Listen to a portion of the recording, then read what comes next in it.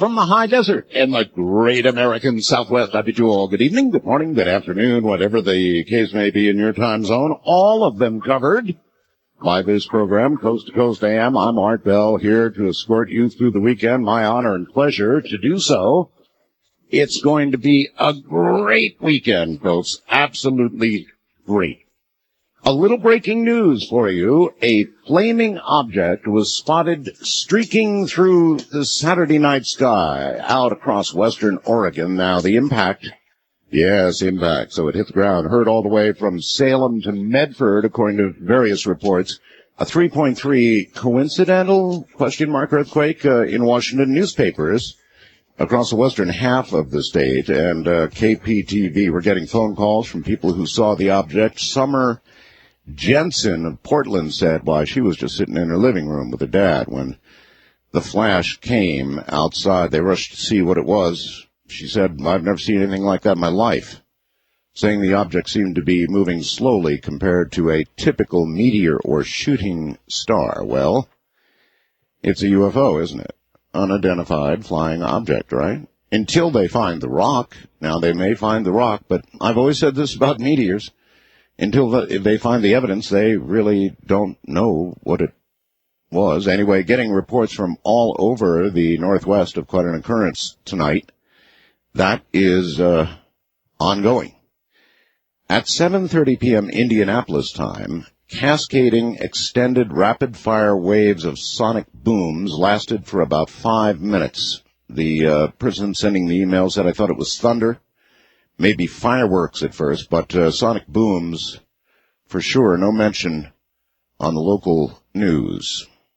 So that's all kind of breaking, developing news, and we'll watch it as the program continues tonight. Something big over the Northwest. Briefly worldwide, a gunman opened fire Saturday. I guess you've heard about this at a church service. Great, huh? It was being held at a suburban Milwaukee hotel. It killed 7 people. He killed 7 people before taking his own life. Authorities said officers found 4 people and the gunman dead when they arrived at about 1 p.m. at the Sheraton Hotel. 3 others died later at a hospital. And so there you have it, a gunman opening fire at a church. The suspect in the courthouse shootings of a judge and 2 other people, here we go again, waved a white cloth and surrendered to authorities Saturday, but not before police say he killed an immigration agent and held a woman hostage for hours in her own apartment. Too much of this in the news, huh? Ukraine withdrew 150 servicemen from Iraq on Saturday, beginning a gradual pullout as Shiite and Kurdish politicians refine plans to form a coalition government that officials say includes an agreement not to turn the country into an Islamic state. And this, Rod Stewart has proposed to his longtime girlfriend at the top of the Eiffel Tower. How romantic can you get? In Paris, Stewart's record company said Saturday, that would be BMG, that Stewart went down on one knee and proposed to his 33-year-old to-be bride, Penny Lancaster, at the French landmark on Wednesday. She did accept. They will be married. Go, Rod. All right, now the following refers to last Saturday night's blowout show with Popular Mechanics magazine, Mr. Chertoff. I have posted tonight an open letter on the website, which you're welcome to go and read slowly if you like, but here it is. It's an open letter to my listeners, just so there is no confusion about my position, and I don't want there to be. Please let me state for the record, I do not believe that President Bush ordered or authorized the 9/11 attack, as was posted on the Rent site 91704 Thomas Booya. It was an article by Thomas Booya. This was only one, though, of many such articles found on that site. Yes, we do have a free press, of course, and it is constitutional to write such trash. But it is also my right to say I think those who are making such charges are repulsive, and publishing such articles is yellow journalism. The Rent site has been attacking me now, and you may not be aware, for several years. I've never fired back, because frankly what they've chosen to say about me is not important. However, what they charge about the president, our President Bush, and America is damaging to all of us. Now, much as I think we must always be alert to what our government does, and we must, I also feel that we must be alert to BS when we see it. If there were any proof that our president ordered the murder of our citizens, we would be in the middle of impeachment hearings right now, or worse, much worse. Make no mistake, that is what we're talking about here. There may be some questions in all the confusion of what happened in 9/11, I'll grant you that, but none of it adds up to we did this to our own people.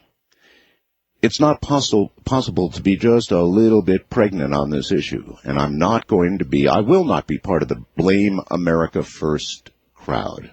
No thank you. I've examined all the so-called evidence offered by those who make claims ranging all the way from bombs to missiles and a whole lot more. I find no smoking gun. That said, Coast to Coast AM, this program, has had several guests that have talked about these claims without challenge. The moment one guest was put on the show airing an opposing view, the wingnut crowd began yelling, "How unfair! How can a group of people who claim to be open-minded how can they possibly take such a closed-minded view? Perhaps they're not as open-minded as they claim. Worse yet, they call names and they make threats. Oh, how many threats have I had?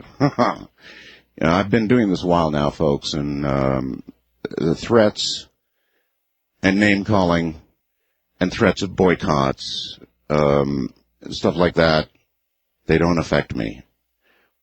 One post-9/11 effect is quite clear. We're a much less civil society. I believe much of what is being charged is frankly, political, not criminal.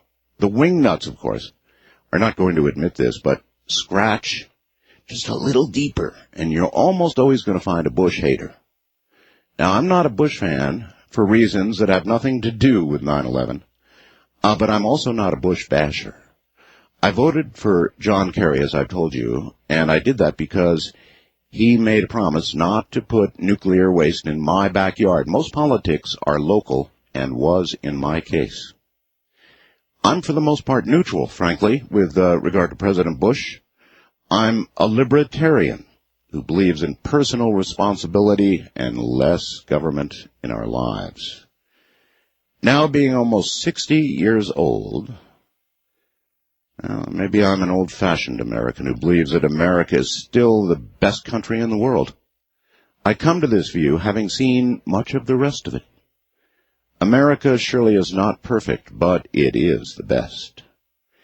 Maybe some of our tax money would be really well spent by giving our young people in America a round-trip ticket to the country of their choice. I'm guessing most would hurry back with a much improved world view. And so I have had that letter posted on the website for you to take a look at. Now, of all the baloney that I received after last week's program, one of the more interesting, I thought, was the following. If you don't think 3/4 of the ham operators that Art Bell spends so much time talking to are not working for the government, you'd be nuts. So I took the trouble of writing emails to 4 of my amateur radio friends and asking them for admissions. Which 3 of them are the government agents? I have yet to hear back from them. In a moment, I have a surprise for you. As many of you know, one of the points of contention that I do in fact have with our president is over energy issues. I feel very, very strongly about them, and a friend of mine called up here a little while ago, earlier tonight, about an hour and a half ago, I guess, and after sending me an email, I guess maybe one of the best-known country singer in the world is Willie Nelson. And Willie Nelson called me, I don't know, a couple hours ago maybe, and he wanted to talk a little bit about biodiesel. Now, I've got a big, 37-foot RV. I love it.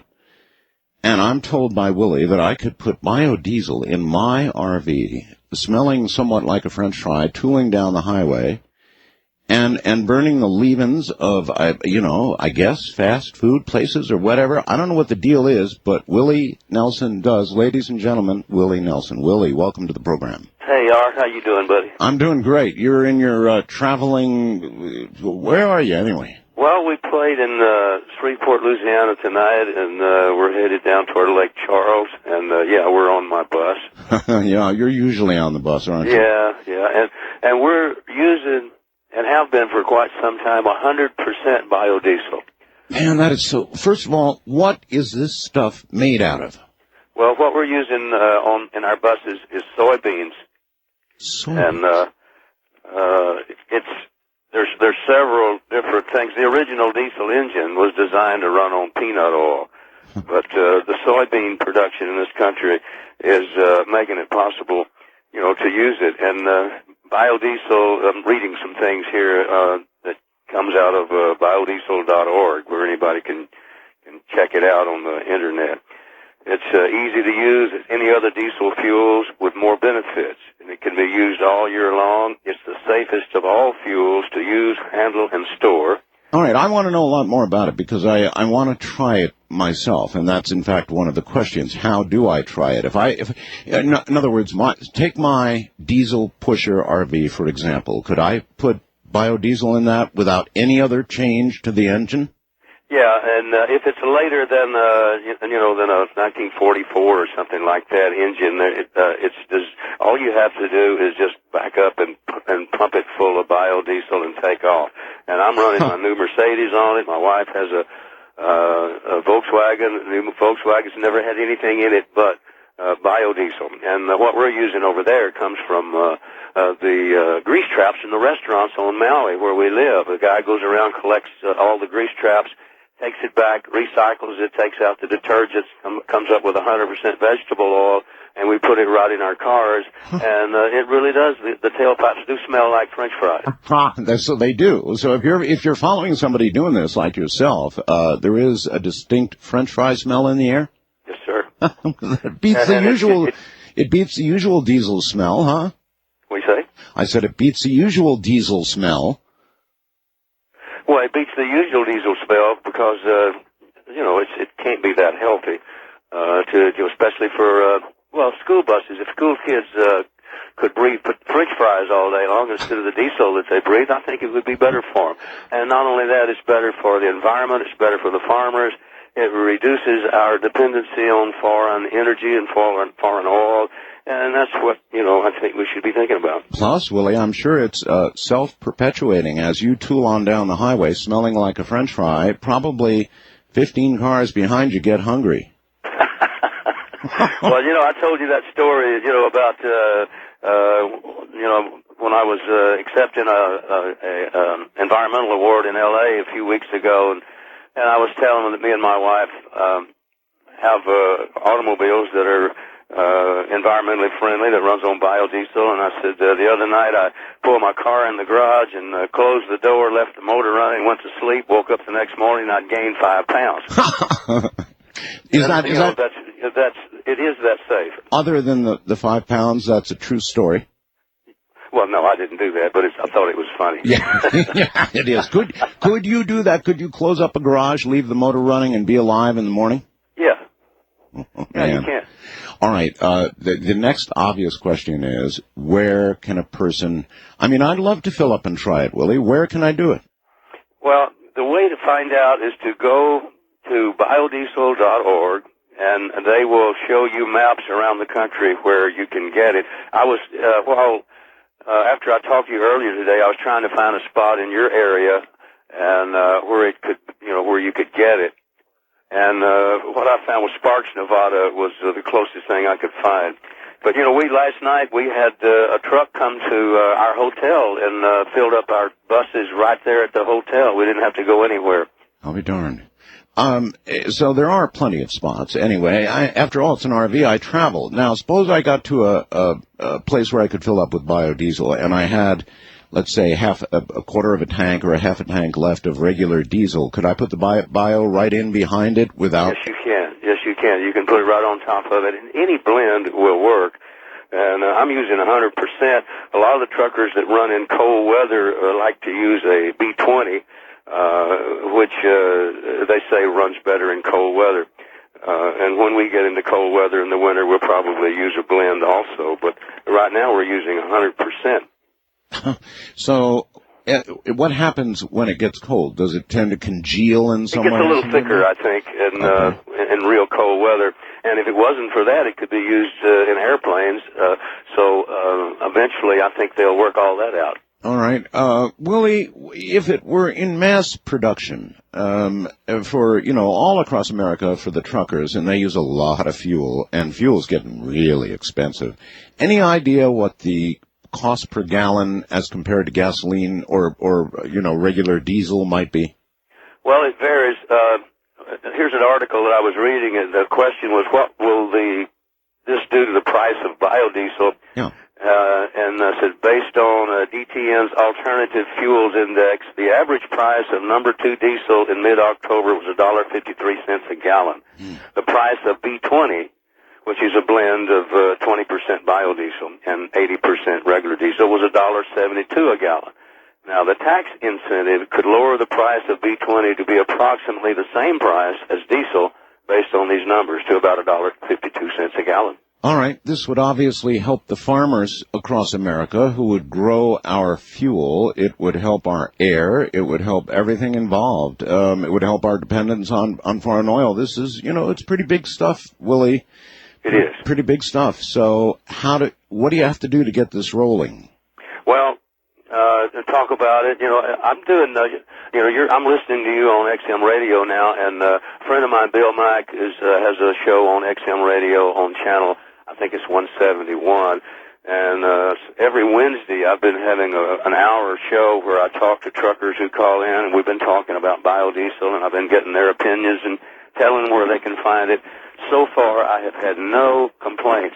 Every trucker who's used it said he gets better gas mileage, it burns cleaner, and it's the future, and it's going to take a little talking about it. The demand will have to get there before we get the supply. But well, I've got about a gazillion truckers listening to this program right now. So the bottom line for these truckers is if they go by one of these locations or go to biodiesel.org and find out where they are, they can give it a try. And that's how we can make this happen, huh?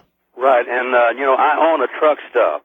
And this truck stop is just south of Dallas on I-35E, and I think it's exit 384, I believe. And we sell biodiesel there. And I would, like to invite truckers to come by. We have a lot of truckers who come by all the time and try it out, and we've never had anybody who was dissatisfied. That's the way to get the word out. That's the way to get this started. Simply get people to try it. And I know a lot of truckers are listening, so guys, there's no downside. Right, Willie? No downside? No downside at all. Just try it and call hard and tell them what you think about it. And you're going to go down the street smelling very differently, and you're going to have, Willie, just as much power as you do with regular diesel. Is that correct? Yes, you do. My drivers swear by it. And now, in the beginning, if you've been running regular diesel, in the beginning, you may have to change your filter a little earlier because it does clean the engine, and that stuff's got to go somewhere.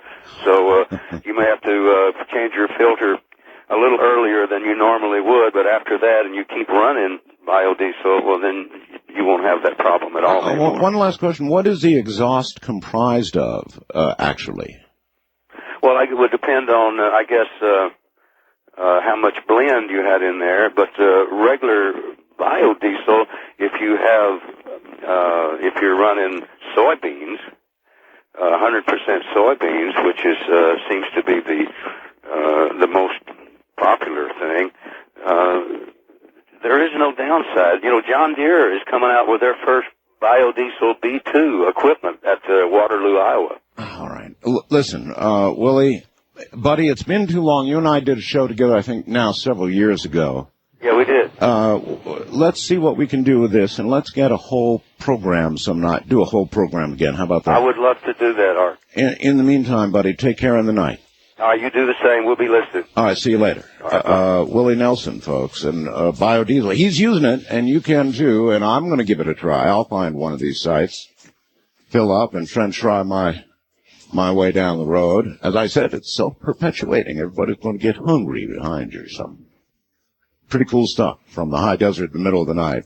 Open lines directly ahead. With Art Bell. Rocking through the nighttime. My guest at the top of the hour is going to be Peter Novak, and the first question listed from Mr. Novak is a grabber. It's, what makes you think you've discovered the secret of death? What makes you think you've discovered the secret of death? Now, that's the way to begin an interview. One of my favorite topics, indeed, is kind of life after death, or whether there is even any. That's where we're going tonight, if you'll just stay right there. All right, then let's rock. Open lines is what it shall be. Wildcard line, you're on the air. Hi. Hello, Art. This is Roger near Fort Wayne, Indiana. And can you go to the Mars Surveyor image on your computer to the 90-degree rotation of the close-up? Of what? Of the glass tunnel. No, I can't make it there that quickly, but I've seen it 100 times, sir, so I certainly know what you're talking about. Okay, I want to give you my interpretation of what it's showing. Sure. Those little white things that look like crescents. Yes. Those are support arches supporting a transparent shield, underneath which, in my opinion, is a combination greenhouse, public thruway, and a solar heat collector. Well, if it's that, then that'll certainly shake up the world, sir. I don't know what else it could be, sir. If you look closely at it, I'm looking at it printed out on paper under a bright light. Right. I know it's as interesting a theory as any until we actually get tomorrow. Not going to know. Without question, the apparent or seemingly glass type tubes that he's talking about are fascinating. Absolutely fascinating. They look not unnatural, right? They look like they've been built, or there's some sort of transportation system, or who knows what. They just don't look natural. Hopefully, we'll get there in our lifetimes to find out. East of the Rockies, you're on the air. Hello. Hello. Hello. Hey, my name is Chris. I'm calling from Madison, Indiana. Hello, Chris. I was just listening to you and Willie. Our buses here at our school system just started last week using soybeans. No kidding. Yeah, I think if all bus systems should do that, it would help our environment. It apparently would, and it's even more than that. I mean, consider how many truckers are out there listening in the night. If they began the movement themselves, and they can without changing anything, all they've got to do is pull up to the right dispensing station and give it a try. Maybe maybe we can make this happen, whether the powers that be want it to or not. Yeah, that's right. Okay, thanks. Thank you very much. You'd be surprised what the private enterprise system can do if it puts its mind to it. If enough people, and there are plenty of truckers out there, decide, well then, I don't have to do anything special to my truck. I don't have to convert anything. All I've got to do is go fill up and give it a try. And it's going to work, well, then why not? Maybe we can force a change. Maybe we can disturb the oil force, as it were. And we have the power to do that. You have the power to do that. Simply by taking the suggestion and running with it, finding one of these spots and filling up. West of the Rockies, you're on the air. Hi. Hi, Art. I fully agree with you. That was a great interview with Willie, and we need to do something about this evil empire of oil that keeps raising the prices and putting the people down. Yeah. I think we should have an energy independence day and run on soybeans, and do you think there's a conspiracy going on? I'm sure there is, because these oil prices here in Southern California, I live in Los Angeles, and this is Edson. I'm calling from Los Angeles. I think we're headed over $3 a gallon by summer. I could be wrong about that, but that would be my guess. And when it gets there, people are going to be screaming bloody murder, and this will be one answer. That's true. We got to do something. We got to do it now, and I applaud Willie Nelson for getting the ball rolling, and you too, Art. So let's get the soybeans in the tank instead of the oil from the Mideast. I'm with you. Let's rock. All right. Thank you very much. Why not? I mean, what's to stop us? Usually there's some kind of, some caveat, right? Something that has to be done that, for example, a trucker would have to convert his truck or his engine in some way. And you can see that people wouldn't go out of their way necessarily to do that. But if all you've got to do is pull up to a station dispensing this stuff, and that's it, and you give it a try, and you begin smelling like a French fry for a while, but you get a good ride, well, then let's rock. First time caller line, you're on the air. Hi. Well, if I push the button, you are. You're on the air now. Hi. Mr. Bell, I was wondering, would it be possible to get a copy of the ABC UFO special on video? Oh, I would imagine that ABC would be willing to provide that to you for a price, yeah. Okay, I managed to catch a glimpse of a 1-800 number on the end credits at the end of the program. Would you have that number? Would you know it? Oh, I do not. However, if you call your local ABC affiliate, they'd be able to, the ABC affiliate in your town, they'll be able to give you the number. Okay. All right? All right, thank you. All right, thank you. Wildcard line, you're on the air. Hi. Hello. Is this the Art Bell Show? It is, and you're on the air, sir. Oh, okay, good. Heard you guys talking about biodiesel. That's right. And I thought I'd put my 2 cents worth in on that. Are you out there in a truck right now? Actually, I'm driving a 3/4 ton van, but I understand I'm a combustion engineer, so I have some background in this. All right, turn your radio off there, Mr. Engineer. Okay, you got it. All right, so what do you have to say about it? Basically, one of the things that people tout with biodiesel is it's an environmentally friendly fuel. Yes. Keep in mind that it's still a hydrocarbon. Sure. So you're still going to make carbon dioxide and water vapor. Sure. So you're still going to have a lot of the I guess you could say greenhouse gases coming out of the stacks of the trucks or exhaust pipes of the diesel. No, I don't doubt that you're correct, sir, but even if it helps wean us off our dependence on foreign oil from the Saudis and others, I have no argument with that. Then it would be worth doing on that basis alone. Right, agree with that, but people seem to think that biodiesel is going to be environmentally more friendly. What they don't realize is on the production side of the equation, it still takes electricity and heat generated by either natural gas or some other fossil fuel to drive the process. Sure. So what you lose on the back end, you pick up on the front end on increased cost to produce the fuel. Until it's produced in mass, and then I guess, look, if we do nothing more than help American farmers, and it would help American farmers if you can make it out of soybeans, for goodness sake. Absolutely. And we wean ourselves off the foreign oil, that's enough for me right there. Oh, and I have no problem with that. I agree with that. I just want people to understand that from an environmental standpoint, it's not necessarily as clean as, it's like burning methanol. Methanol helps farmers, no doubt about it. But it's still, you have things on the back end of this that that most people don't consider when it comes to... No, well, there is a price. Look, there's a price for everything, and I'm sure that there are some greenhouse-like emissions. So it's not I don't think there is any absolute magic key that we can glom onto and begin to use. So I'm sure there is some price, but again, if we manage to not use foreign oil, thousands, millions of gallons of barrels of it, then that's a good thing, isn't it?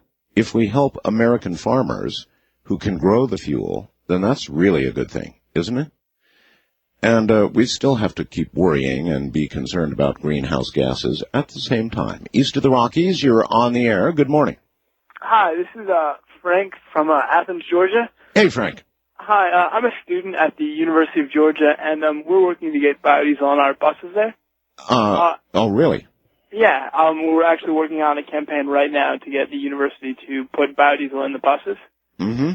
And I just wanted to let anyone else know who may be in the university system that this is definitely a good alternative to the diesel that the buses run on now.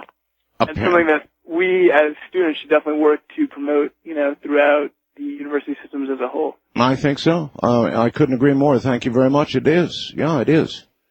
And it's something we can do right now. It's something we can do with no change.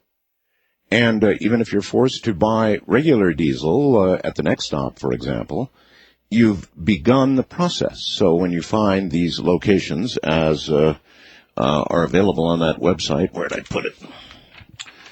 Biodiesel.org will document the locations for you. Then let's do it now. Let's rock. First-time caller line, you're on the air. Hello. Hi, Art.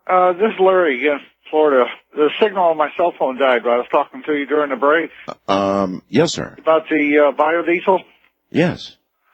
Yeah, like I said, like I told you during the break, I used to live in Indiana where they were doing the big thing with the gasohol producing methanol. Yeah, somebody just mentioned that a moment ago, and your cell phone's breaking up a little bit now. But yes, you lived in Indiana. Right, yeah, that was me that mentioned it. Yes. I lived in Indiana, and the farmers that were producing the corn for the methanol were beginning to lose their government subsidies because of producing the corn for the methanol. No kidding. In other words, let me get this straight. I want to be sure here. Normally, they would get subsidies, but because they were producing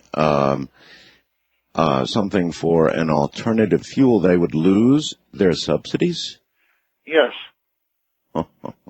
Several farmers that I know up there actually wound up going bankrupt because of it. So I'm just wondering if it'll be about the same thing with the biodiesel or the soybean diesel. I don't know, but at some point, the American people are going to get angry about this. Yeah. And they're going to just say, enough already. If we have a reasonable alternative, then by God, let us get the hell out of the way and let us use it. Don't you think? Maybe that time has now arrived. Wildcard line, you're on the air. Hi. Hello. Hello. Yeah, is this Coast to Coast AM? Yes, it is. It's Art Bell, and you're on. You're on the air, sir. Oh, sorry, Art. I hit the time delay. Let me go turn off. Yeah, turn off. I thought you had a screener. I'm calling about the biodiesel. In the town which I live in, which is Ithaca, New York, in order to avoid clogging the drains, they have separate drains from the restaurants for cooking oil, and this is already harvested and used in the buses. But unfortunately, I heard this on NPR as well as on Coast to Coast on 5 May 97, and it was one of your shows.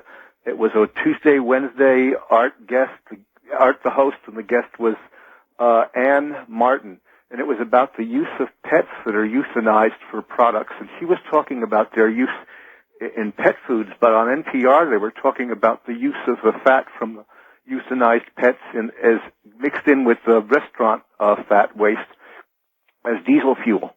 And if we love our beloved pets and don't want cruelty and don't want vets, well, we don't need to do that to get diesel fuel. We can do it from a purely grown product in the ground. A farmer can raise soybeans, which are all you need. Didn't you just hear, Willie? Pure soybeans. We don't need sliced and diced cats or dogs or anything else.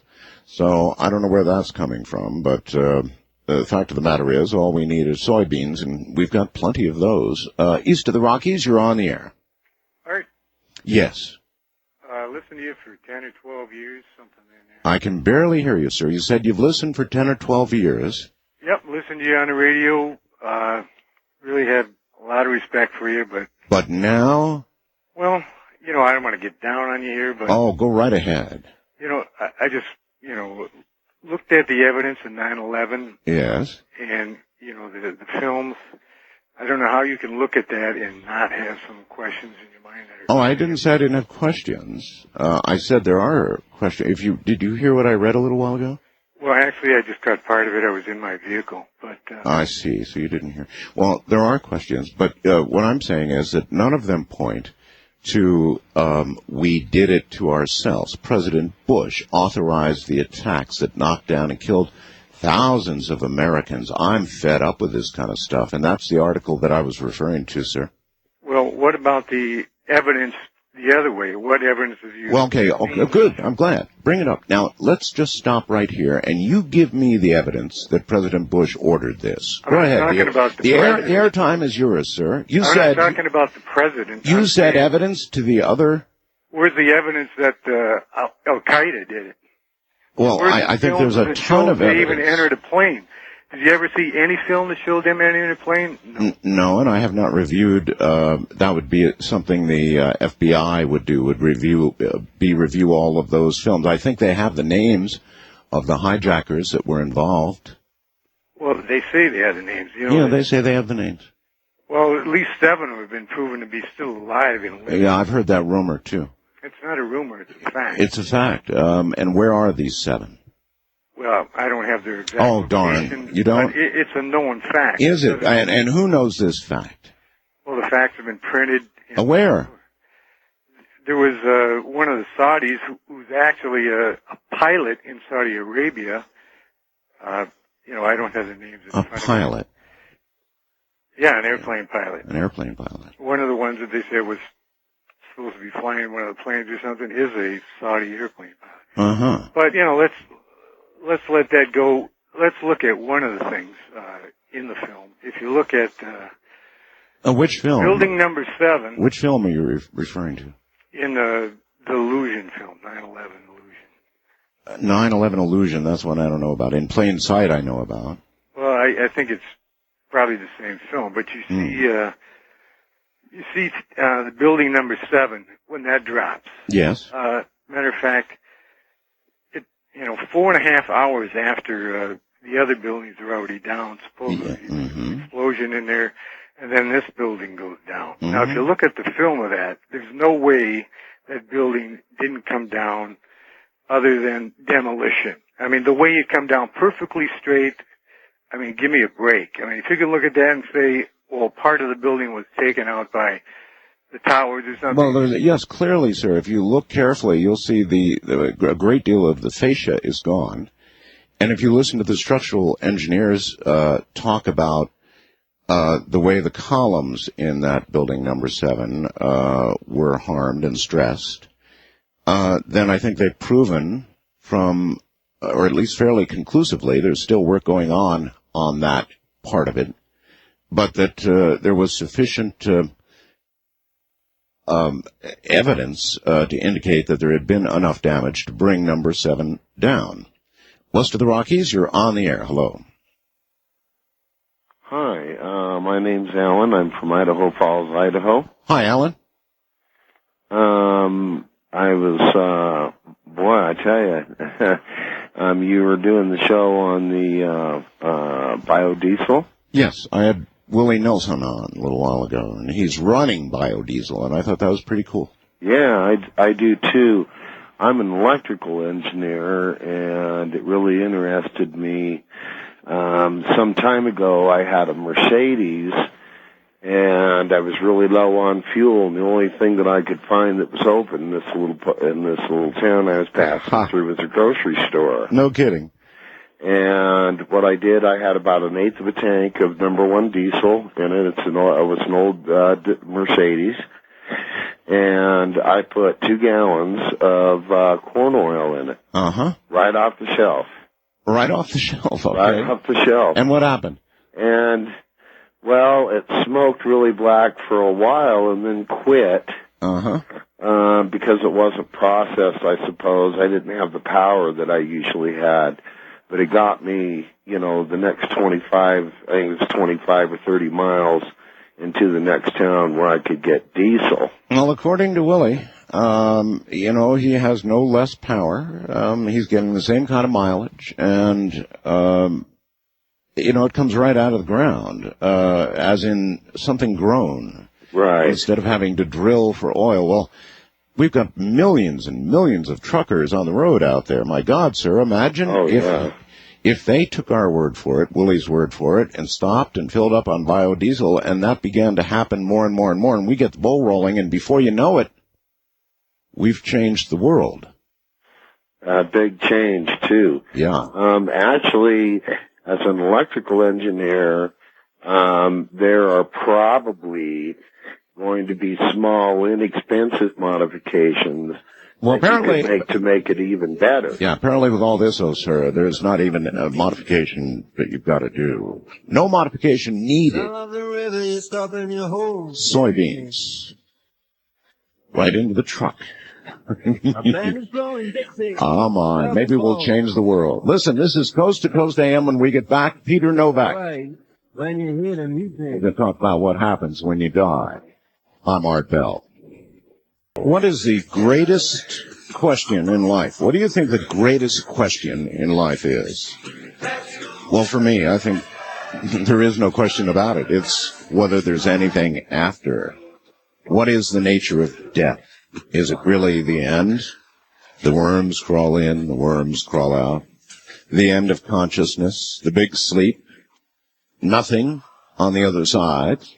Or, as thousands have suggested, there is something, they say, those who have come back on the other side. It's the biggest question there is for humanity. A former psychological counselor, Peter Novak, walked away from patient care in 1985 to devote himself to the full-time study of death and the afterlife. He has examined and compared the afterlife beliefs of dozens of cultures, old and new, interviewed hundreds of near-death experiencers, past life regression subjects, psychologists, parapsychologists, theologians, and religious scholars around the world. He spent the last 19 years studying an ancient religious belief, the binary soul doctrine, which he says provides a scientific explanation for virtually all afterlife phenomena being reported today, as well as a majority of mankind's cultural traditions about the afterlife. Peter has been interviewed on several radio programs, appeared on a number of TV shows, has been a featured speaker at several conferences. In addition, his research has been featured in a number of academic and professional journals as well as magazines. There is no bigger question. Here to deal with it in a moment, Peter Novak.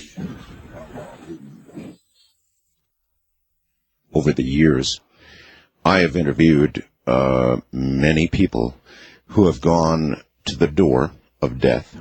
They've been physically dead, and they've come back, and I've heard things that have curled my hair, but you know, there's always that seed of doubt. I think all of us wish very strongly in our hearts to believe there is something that comes after death. A very, very strong desire, maybe the strongest of them all. But there's always that seed of doubt. If you haven't been there and done that, well, there's a seed of doubt. And there cannot be a better way to open up any interview than to ask this first question. Peter, what makes you think you have discovered the secret of death? That's some question, Peter. I think they have discovered this because all of the evidence seems to support that conclusion. All of the different types of afterlife phenomena being reported today can be explained by one theory. And virtually all of mankind's different religions seem to be traced back to one original afterlife belief. So then, when you say you've discovered the secret of death, you mean a combination of studying the religions, studying the testimony of those who have died and come back, right. All of that is enough for you to say, yeah, it's real. It really, all right, but here I'm going to try and play the devil's advocate with you a little bit, because believe me, Peter, I want to believe. I want to believe, and I think most people do. They don't want to believe that's the end of it. They want to believe. We want to know. Well, we do want to know. Yes, we do want to know. And that wanting has led me down many paths, into EVP and all kinds of, looking at ghosts and looking at all these reports that the people have come back, and you're just saying that all this evidence put together is a verdict. Yes, I think so. I think, and that's a really good analogy, because if you're in a courtroom and you see all the evidence that's pointing to one conclusion, then yes, you can feel comfortable making that conclusion. Mm-hmm. Now, I think that the problem that we've had is that, not knowing this ancient theory that used to exist, we've looked at all of the different kind of afterlife reports, and we've seen them as being very different. That's concerned. That's concerned me, Peter. Mm-hmm. Number one, people should be made aware that not everybody who clinically dies comes back with, stories of white lights and relatives and all the rest of it. Not all of them come back with that. A significant portion of them do not. Maybe even a majority of them do not. Isn't that true? That does seem to be true. But the ones that have the stories do seem to be consistent. And as far as a lack of memory about what may not have happened while they were unconscious or while they were dead, does not in itself deny that something happened. Memory loss is very common. No, it doesn't deny it. And you make a good point about the stories being similar. Peter, by now there have been thousands and thousands of these reports. Near-death experience. That's right. How truly similar are they? Well, they seem to follow a basic pattern. They start off with a dark phase, and then they end up with a light phase. And statistically, they've shown that the majority of people actually report the dark phase more than the light phase. However, the people that... What do you mean by dark? Did you say dark face or dark phase? Phase. Right. So in other words... in the beginning, they will say that, they rose from their body, and then they found themselves in a black void or a black tunnel. Oh, yes. And usually that's a very brief period of time in a near-death experience, and then they move on, to a realm of light. Out of curiosity, Peter, mm-hmm. I once interviewed a young lady named Sarah, mm-hmm. who had an NDE that I will never, in all my memory, forget. All my life, I will never forget it. It was so vivid. How many people experienced... She had seen some rooms with some agonizing people in them, other rooms containing joyful things, sort of a... I don't know, what's the right word for it? A panorama of what seemed like good and joy, and then evil, and both sides of it. Mm-hmm. Others have reported relatives, that sort of thing. Mm-hmm. How many report that kind of thing? Well, how many report visits to heaven or hell? Yes, or visions of, I guess, what could be visions of heaven or hell. Actually, it's an interesting distinction. Some people report both. Some people report visions or visits to heaven or visits to hell. Some people will report a visit to heaven and then a vision of hell. They're looking into hell from the outside. Mm-hmm. How many people do this? How many people have that's what I call the light experience. It's where they have a period where they encounter a huge area, and it's filled with all kinds of forms and structures and meaning, and a great deal of memory that they will experience, and a great deal of emotion that they will experience during this phase. Of all the people that do have the near-death experiences, it is less that report this than the people that just report the dark phase. I don't know the exact numbers, but it is less. The majority, the single most commonly reported element of near-death experiences is the dark phase, where they're just floating alone. Peter, if we were to do a survey in modern America and ask how many Americans believe there is an existence, a consciousness that is after death, mm-hmm. what kind of result do you think we would get? Well, I think that what you're asking is how many people believe in life after death. Yes. And I think that the numbers are high. I think they're in the high 80 percentile. The last ones that I've heard of. That was within the last 10 years. It's interesting that even though America is, and basically the whole world is growing less and less religious, we still seem to be very strongly, have strong belief in afterlife, in survival. I think more people believe in heaven than hell, but still just basic survival, I think the majority of people do believe in it. Well, just because people are becoming perhaps less religious in a structural way, that doesn't mean, that doesn't mean that... Well, not spiritual, but... Yes, that doesn't mean they don't have a different spiritual view, perhaps, but still a spiritual view. Right. Why is it so important in this day and age for people to believe in life after death? I think that it is important because I think all cultures need to believe in life after death. If cultures don't believe in life after death, then they start questioning the value of life. They start questioning the value of their own life. They start questioning the value of their neighbors' lives, and they start, if someone is walking down the street and he doesn't necessarily think his life is of any value, and he doesn't necessarily think that his neighbor's life is of any value, well, then he's not going to be a very law-abiding citizen. I have tossed that into the face of a lot of people who come on my program and believe that sort of thing, and they say, nonsense. Why would you think that, even if I believe there's nothing after this life, that I would behave in some criminal or immoral way? It's just not true. Even though I don't believe in life after death, I'm still a moral person. I still conduct myself on a day-to-day basis, dealing fairly with people. Well, it's a question of value. What you do value and what you don't value. If in the end, if you believe that, we live and we die and then after we're gone, there's nothing left of us. If there's no memory of any of our experiences or any of our choices, right, then none of those experiences and none of those choices have any intrinsic value. And if they don't have any intrinsic value, then why act as if they do? And I do think that...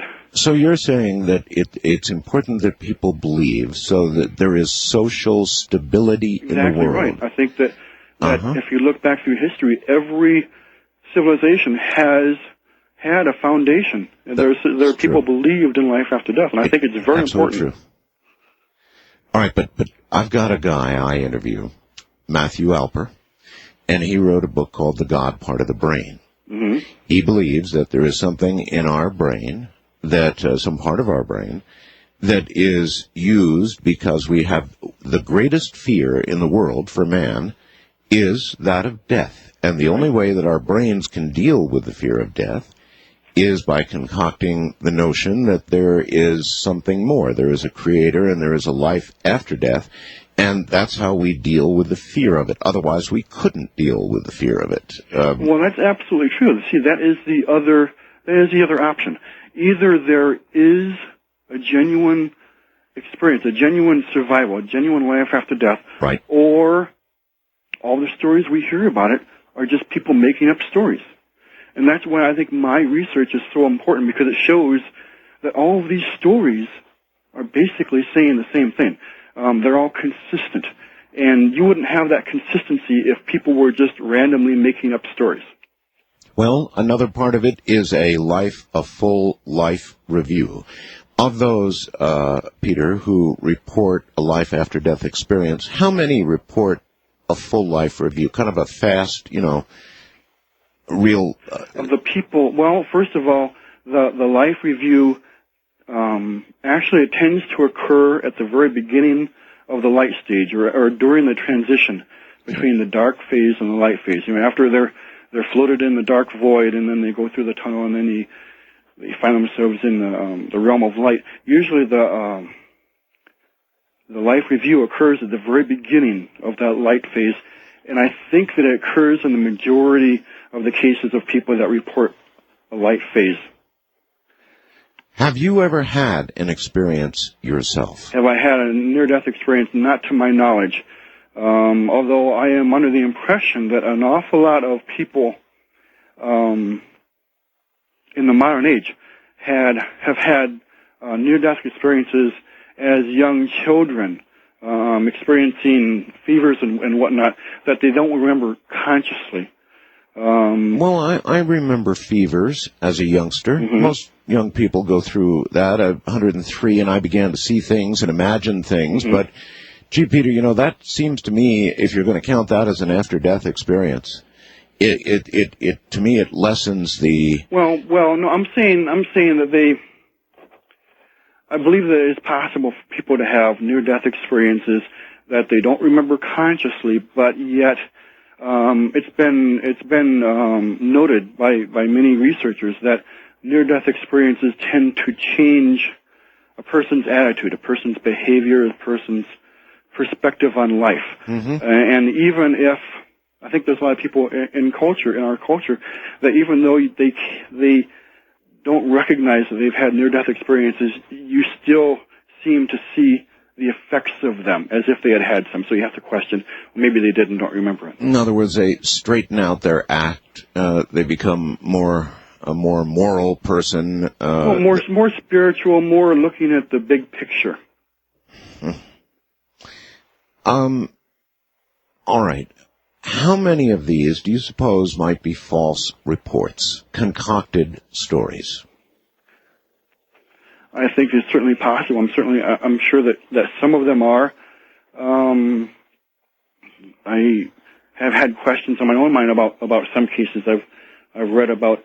People are always wanting to get some attention, but I do think that the vast majority of the cases that you read about, the cases that are chalked up, are valid. They're genuine. I would tend to go along with that, but I suppose somebody might concoct such a story, particularly somebody with a religious background. That's one way to certainly proselytize, isn't it? If you can go up to somebody and say, look, there is a God, there's another side, because I've been there and done that. Mm-hmm. That's a way of imparting and proselytizing your religion. What is this binary soul doctrine that you talk about? Okay. It seems that 2,000, 3,000, 4,000 years ago, cultures all over the planet, religions all over the planet, had the same idea about what happened after you die. They believe that people possess, while you're alive, two separate souls. And when you die, these two souls would separate from each other, and they would go off to have very, very different kinds of afterlife experiences. Now, the interesting thing about that theory is that a lot of these traditions describe those two souls the same way that modern science now describes the conscious and the unconscious, or the left brain and the right brain. And if you ask yourself, well, what would happen if the conscious and the unconscious actually did survive death but divided apart in the process? That theory explains virtually everything you can find about different kinds of afterlife phenomena. It explains near-death experiences. It explains ghosts. It explains poltergeists. It explains past life regression. It explains reincarnation and heaven and hell. It explains limbo. I think that it even explains traditions about zombies and vampires. Huh. Are you a religious person, Peter, yourself? I think that it depends on how you define the term. I guess you'd have to see that I am, although I don't think that any organized religion would claim me as their own at this point in time. Well, the question would be whether you claim any of them as your own. I would have to go back about 1,600 years before I found one that really spoke to my heart. 1,500 or 1,600 years. Yeah. Wow. Yeah, actually, I think that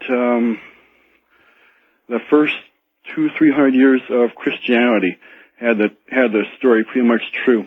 All right, hold it right there, Peter. We're at the bottom of the hour, so we'll break here and come back with Peter Novak and the secrets of death. From the high desert, middle of the night, I'm Art Bell.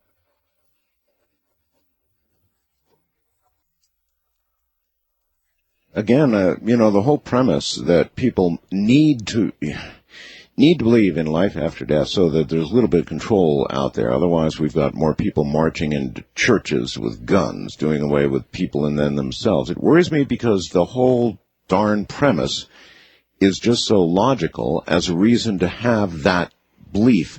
In other words, control of the masses, Peter. You see, it doesn't help me believe it. It makes me worry because it's a logical premise to keep people in control. The big lie. And I'm not saying it's that because we're as bad as anybody in my audience. I want to believe, Peter. But that's a pretty logical premise for keeping people under control. Well, certainly, but that's not why we should believe. That's why we need to believe. That's why we need to believe. We need to believe as far as we need to have something that we can believe in order to maintain society, keep society from self-destructing. Huh. But the problem is, we're in the modern age, right? Yes. And we have all of this information and data coming in from every quarter. Yes. And, this is not the way it was 100 years ago, 200 years ago, 1,000 years ago. And nowadays, things are very different. Nowadays, we hear all of these different kinds of stories about near-death experiences and about past life regression, about this belief from this culture and that belief from that culture, and they all seem to be very different. And because of this, people are having a hard time saying, well, why should I believe in anything? They all seem to be telling me something different. Well, why should I believe in anything? They're different, Peter, but they're also similar. And again, I go back to my good friend Matthew Alper, who talks about this God part of the brain. And he said, look, even if you go to these some island, with a jungle island in the South Pacific where, modern man has never gone before, when you get there, you're going to find some natives who believe in something. They worship the sun or the moon, or they make sacrifices, or, they believe in something. They are going to believe in something, yes. But my research has convinced me that there is a common denominator when it comes to their afterlife beliefs. People aren't just coming up with whatever kind of idea they could come up out of their imagination. Mm-hmm. Inevitably, the afterlife beliefs seem to always follow the same basic patterns, and that suggests to me that they are actually looking at the same phenomenon. Peter, what did you do? Did you actually go out and interview people who have made these claims? I have interviewed people, and I have done a lot of research of other people's work. I actually look at myself as being the next generation of afterlife research. Right now we have tons of people that are out there studying near-death experiences. Right. We have tons of people that are out there studying ghosts. We have another set of people out there studying poltergeists. That's right. Another set of people out there studying out-of-body experiences. Another set of people out there studying soul retrieval. Another set of people out there studying past life regression. And each of these sets are coming away and they're saying, okay, this is what we see. And they'll give you a report, and it's a consistent report within that group. They say, okay, everybody talking about these kind of experiences are saying this. And each of these groups are separate, and they're not taking into account what the other groups, but presumably are also talking about what happens after death. They're not taking that into account. As far as I know, my research is the only research that has seen a connection between all of these different groups and say, yes, they are all looking at the same phenomenon. They might be looking at it from slightly different angles, but it is the same critter. They're all looking at the same thing. Other than Christ, and we did not get a chance to interview Christ, but other than yes, we've had phenomena after phenomena, people with near-death experiences, people who have no more heartbeat and no electrical activity, supposedly, in their brains, and somehow then they come back. But, Peter, nobody who's been really dead, as in dead for hours or days or weeks or months, none of those folks have ever come back. And so that's arguable. That's arguable, Art. I would give you a set of people who claim to have done just that. Well, let's hear about it. All of the people who have engaged in past life regression will tell you that, yes, they have been regressed in their memories. They have seen past lives. They have seen their past deaths. They have seen what happens between one life and the next. So they actually are literally claiming that, yes, they died and came back from the dead. They're here now. They were alive before they died. So this is a whole set of people that are claiming that. Well, you're right. There are the people claiming that, but still, these claims are coming from active, alive, living brains. Mm-hmm. And the point I was trying to make is that nobody's who's really been dead, physically dead, for, an indisputable amount of time, a month. None of those people have come back. They're not coming. Okay, they're not coming back and giving you subjective reports of their experiences. However, we also can look for objective reports. We can look at ghost reports. We can look at poltergeist reports. Oh, yes. These are second-person reports of presumably what will be an afterlife experience. Well, that's true. I mean, of course that's true. And there have been regressions into what appear to be prior lives. But the skeptic would say, okay, this is something, a fantasy concocted in a living brain that you're hearing about, that I had this prior life and I died in such a way. And now getting back onto your side of things, people seem to be able to make, give details of these prior lives that are then verifiable. And that does, I've got to admit, that's pretty strong stuff. But there are some very, very good reports of verified past life memories, yes.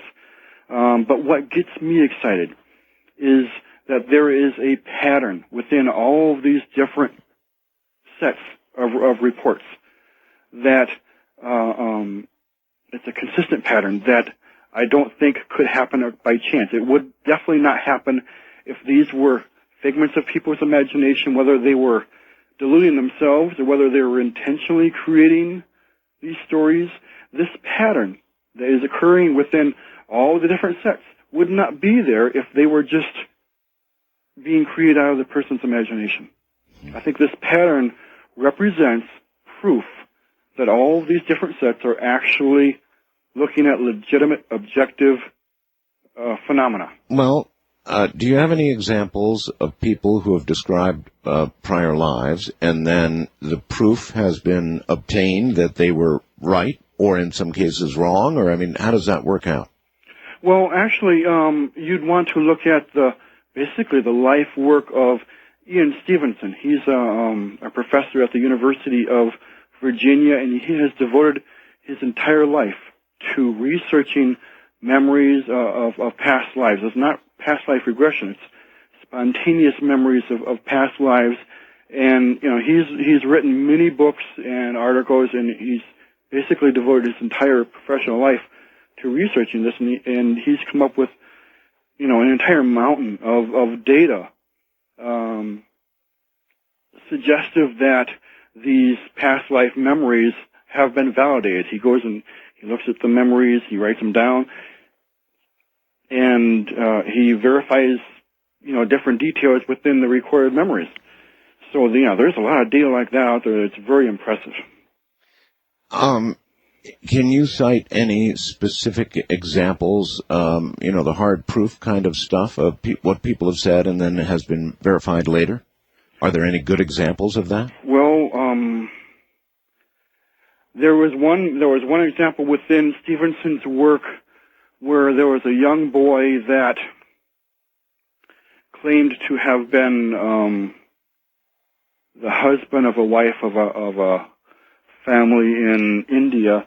When he was like 6 years old, he started making these claims, and they took him to the other town, and he identified, a whole host of people that he had never seen before, and he identified them by name and by profession and identified where they lived within the town. It was very detailed recollection.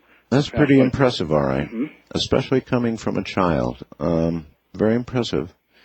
Okay, let's say that reincarnation is real and that we do live many lives. Have you come to the conclusion, Peter, that we do live many lives? Is that your personal belief? Art, I believe that at least some of us live many lives. I don't know that we all do. Maybe we all do. I don't know everybody. All I know is that the data I have seen has convinced me that it is a phenomenon that has occurred repeatedly, among members of the human race. What is interesting to me is that in a lot of past life regression reports, it seems that reincarnation is pointless. They seem to go through life after life after life, and they never seem to actually get anywhere. They never seem to learn lessons. They seem to every life they're making the same mistake over and over and over again. That was going to be exactly my point, Peter. If you have no active a recollection of a past life, then what good does living many of them do you if you cannot carry the experience from one to the next to the next? It doesn't do you any good, and that's the problem. That's the problem, and that's what my whole research has been focused on, is the fact that if we divide at death, if our minds divide apart at death and we lose memory, then we cannot progress forward. We cannot evolve. We cannot grow. We are simply stuck. Exactly. And that's the problem. I think that is basically the number one problem that virtually all of mankind's religions were originally created to try to deal with and solve. I think the Catholics early on believed in reincarnation, right? I don't know that they called themselves Catholics back then, but very early on in the Christian church, yes. I think that they did. There's a lot of evidence to suggest that. You're absolutely right. Early on in the Christian church, and then it was apparently removed from doctrine, correct? It seems to have been removed from doctrine, and there's a very good reason why they may have wanted to do that. And I think I know what that reason is. I mean, we were talking about it a little bit earlier. You just covered it. Really, you said, what's the point? Mm-hmm. Isn't that why it was removed? Because... Well, no, actually, I don't think that was why. Oh? I don't think that's why they removed it. I think that they removed it in the early part of the 4th century when the church merged with the Roman Empire, with the Roman government. Because, okay, if you're the government and you have control over the church, and the church is saying to everyone, okay, you have many lives. You reincarnate many times as you want to get things right, everything's okay. Well, then that reduces the control that the state has over you. However, if the state has the power not only to kill you in this life, but also to permanently condemn you to an eternity in heaven or hell, that gives the state an awful lot more power. But in order to do that, the state has to deny the existence of reincarnation. So I think that they did that in order to increase the state's ability to control the population.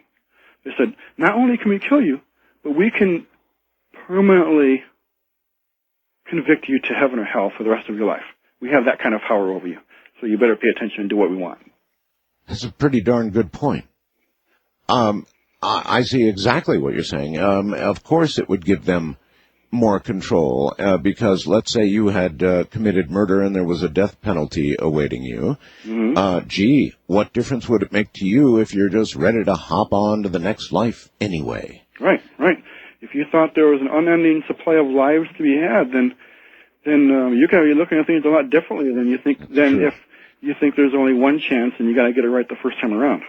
Yes, that's quite true, but, it leads me back to my chief worry about all of this, Peter, and that is that it almost sounds like you're preaching the importance of believing in an afterlife so that we all behave ourselves. And you're sort of tossing in a lot of things about the stories being the same and so forth, but it still sounds like you believe that we should have it for control. No, I think that if we cannot believe, we're in a lot of trouble.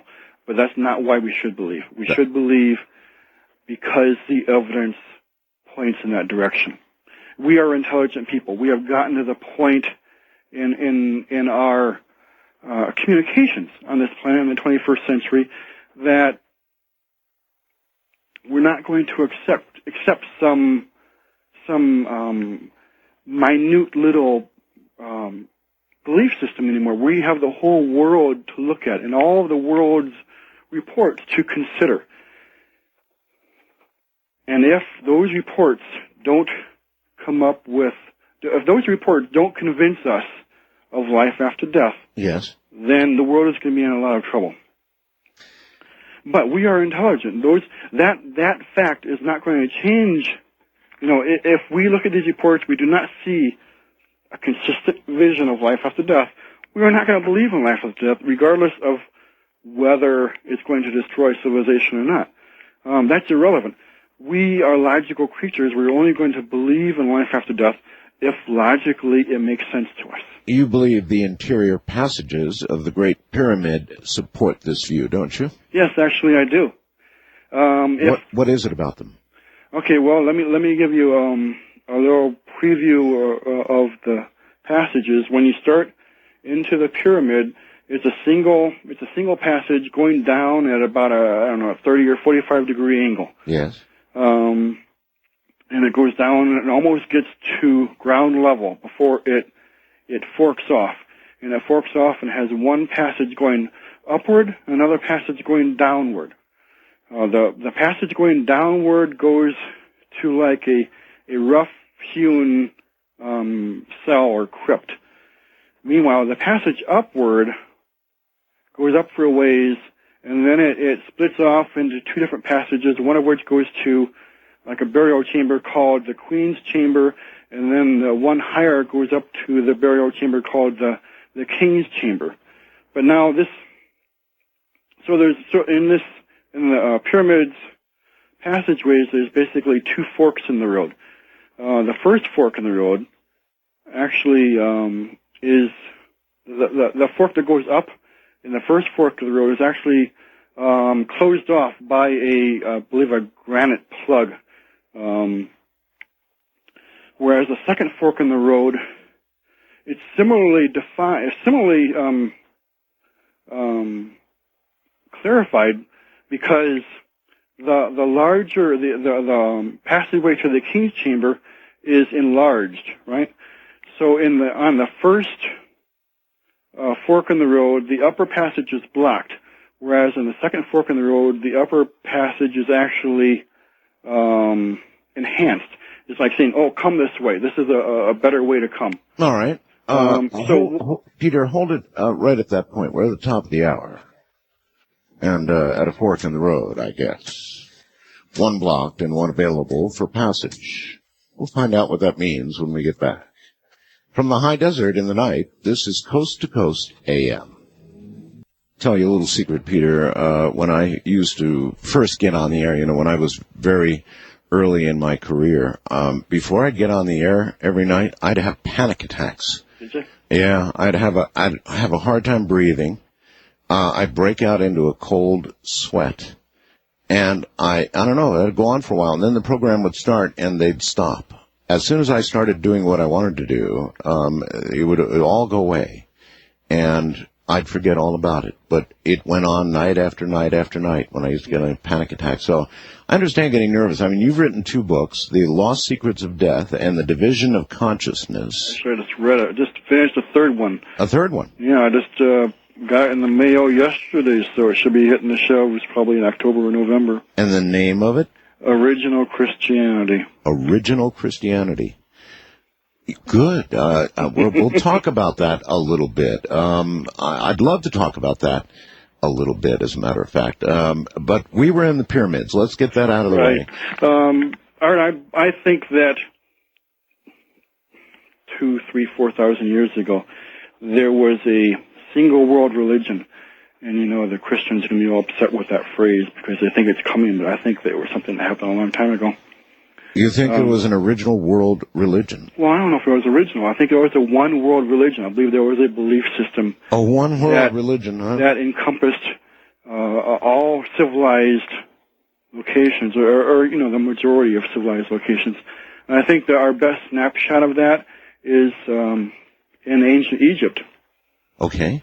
And I think that they created their Great Pyramid. The Great Pyramid shows exactly what they believed happened after death. I had heard that they thought that the Great Pyramid would be a launching platform, kind of, for the soul. There's a lot of different theories about what they believe, but what I have discovered is that the interior passageways of the Great Pyramid are a perfect reflection of the binary soul doctrine. Very simple. And by that you mean the splitting of the souls. The splitting of the soul, right. There's two splits. The first split happens at the first fork in the road, and that's where the mind separates from the body. The body continues down into the underground passageway, symbolically representing the fact that that the body dies and there's no hope for it at all. Right. And the upper passageway you see is blocked by the granite plug, and that shows that nothing physical can go on the upper passageway. Oh, I see. In other words, to pass that granite, you would have to be not in the physical. You have to be non-physical. It's only your non-physical elements that can go through the upper passageway, right? I see. Okay, that makes sense. Okay, so you have your two non-physical elements going through the upper passageway, and then you find you come to a second fork in the road. And unlike the first fork in the road, both passageways are open, but like the first fork in the road, one passageway is something special about it, right? The upper passageway has a much higher ceiling. It's called I forget what it's called, but anyway, it's a real high ceiling, and it really encourages. It visually encourages you to take the upper passageway. But there is a fork in the road, and I believe that, so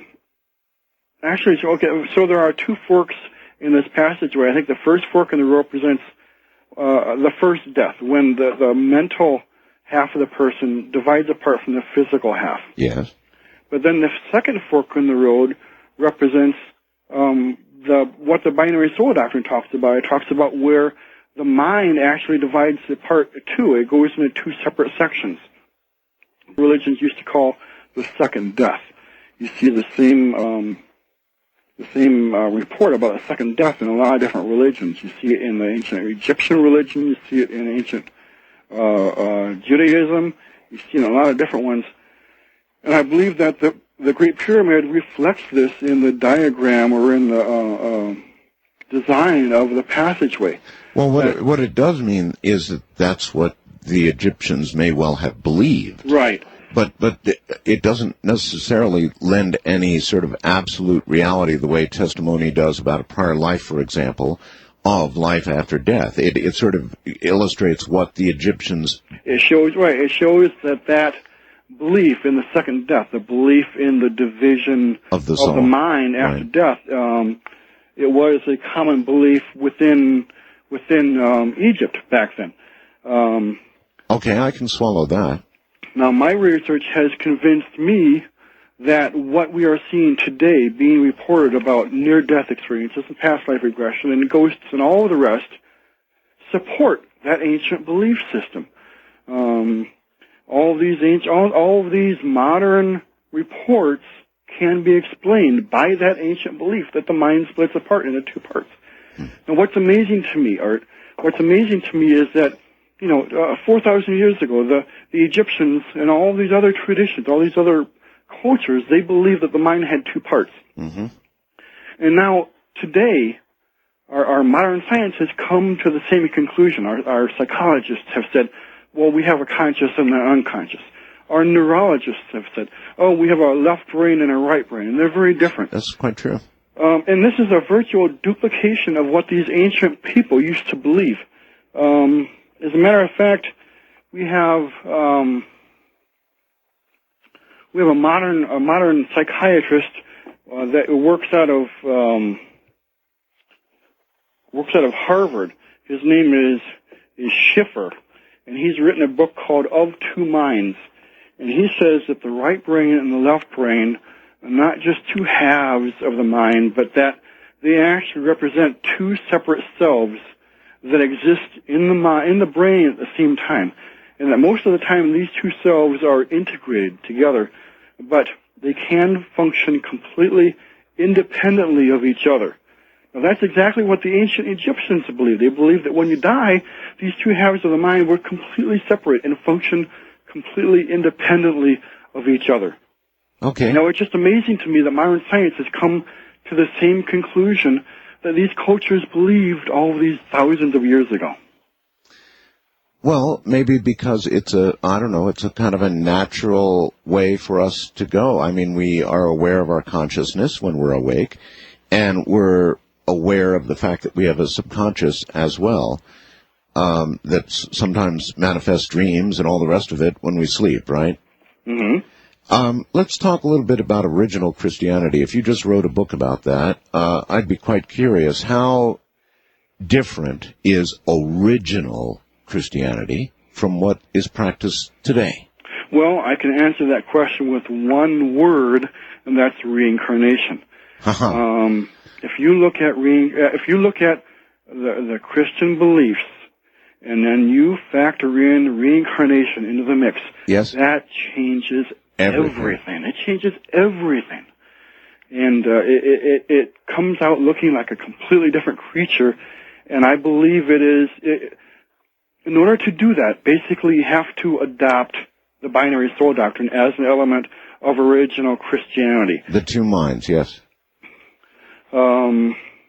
Now we know that original Christianity believed in resurrection. They believed that at the end of time, the dead would be reawoken. They would rise from the dead. A lot of very modern Christians believe that. That is the fundamental element of the Christian belief, and we know that goes back to the earliest years.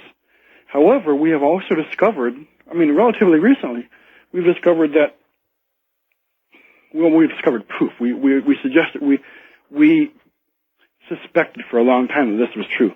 But with the discovery of some ancient scriptures, we've found it to be true that the original Christians believed in reincarnation. All right, you said proof. That's a very strong word. What has been uncovered?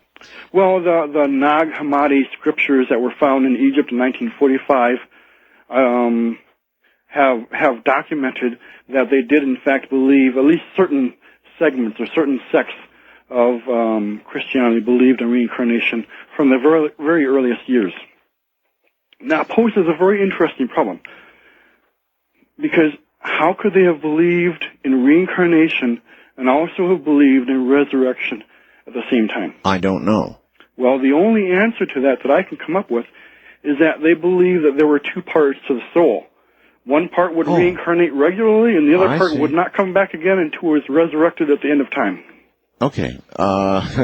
That's convenient, I guess, for that theory. But I still ask, even if reincarnation is real, and it may well be real, there's quite a bit of, very compelling evidence that it is real, and that it was written out of religion, I still don't get it, Peter. And what I don't get about it is, if you have no conscious memory of prior lives, why? Then so what? You might as well, you talk about being dead. Worms crawl in and worms crawl out. Right, absolutely.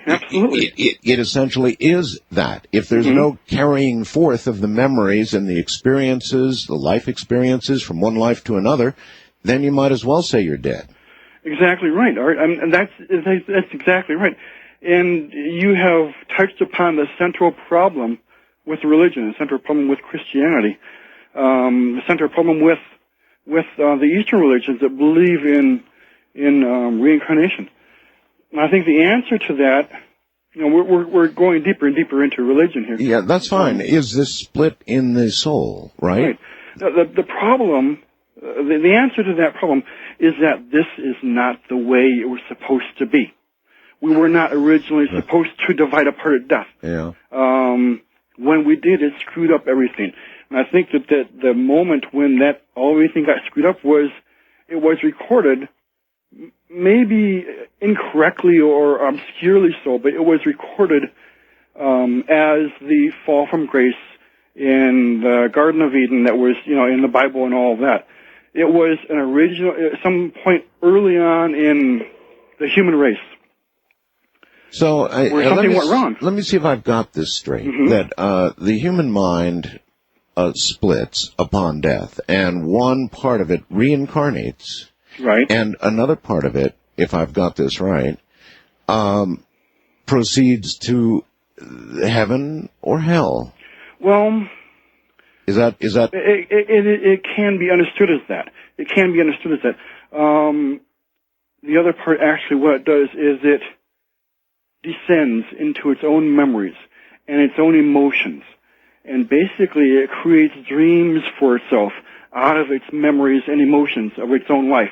It reviews its own life, like the life review that you hear about from near-death experiences. It reviews its life again and again and again, and the more it does that, the more it starts to judge itself. Now, I've got that. Peter, let me be absolutely straight. The part that splits these two minds, the part that reincarnates, that must be the unconscious part. No, the conscious part is the part that reincarnates.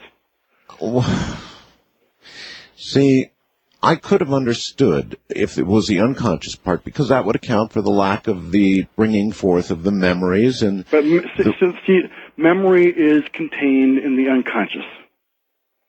Memory is stored in the unconscious. The conscious mind, by itself, alone, by itself, it has no memory, it has no emotion, it's completely dispassionate. It's verbal. It has free will. It has the ability to make choices, but it does not contain memory. All the ancient religions specified this. They said that one half of the soul, it had free will, it had intellect, it had the spark of life. It never died. The other half, the soul, it had memory, it had emotion. Okay, I think I do understand where you're coming from. So the unconscious part of the mind, storing all the memories, is what goes to heaven or hell, or on to the next level. I guess we'll talk about that here in a while, but goes in that direction, while the conscious portion, which is only in the here and now and doesn't contain all the memories, that's what reincarnates, and that accounts for the fact that you lose your memory between life. That you lose your memory. It's just the here and now part of the mind. That's kind of interesting. So, and then, okay, so let's break over to the other part, that unconscious part that has memories. That's what has the near-death experience? Well, that's what has part of the near-death experience. The near-death experience, remember, it has two parts. It has the dark part, it has the dark phase and the light phase. And I believe that these two phases are actually being experienced by the two different parts of the mind. I think that the dark phase is being experienced by the conscious mind. Now, if you look at the different reports of people that are going through the dark phase, you'll see something very interesting. You'll see that they have a sudden reduction in their emotional intensity. They seem to suddenly not be very concerned about their family or about their loved ones or really about much of anything. But then, when the story changes and all of a sudden they start describing the light phase, we're in the realm of light, everything changes, and all of a sudden they are experiencing extreme emotions, and they're totally focused on the memories of their past life. And these distinctions reflect the characteristics of the conscious and the unconscious. Somebody once said something to me. It was actually John Lear repeating something somebody else said. But the bottom line is, maybe even Whitley, the bottom line is, the line was, and it's always bothered me, Peter, when you die, you'll be given the choice of going to the light or the darkness. Don't go to the light, they said. It's a trick. Go to the darkness. That the light is a trick. And nothing has ever bothered me as much since, Peter. This is actually something that I believe that they teach in Tibetan Buddhism. And really? Yes. If you look in the Tibetan Book of the Dead, it will talk about that same thing. Well, now all you've done is worry me even more now. Okay, now the thing is, a lot of ancient religions, they seem to have decided that it was impossible to prevent this division of the mind from occurring.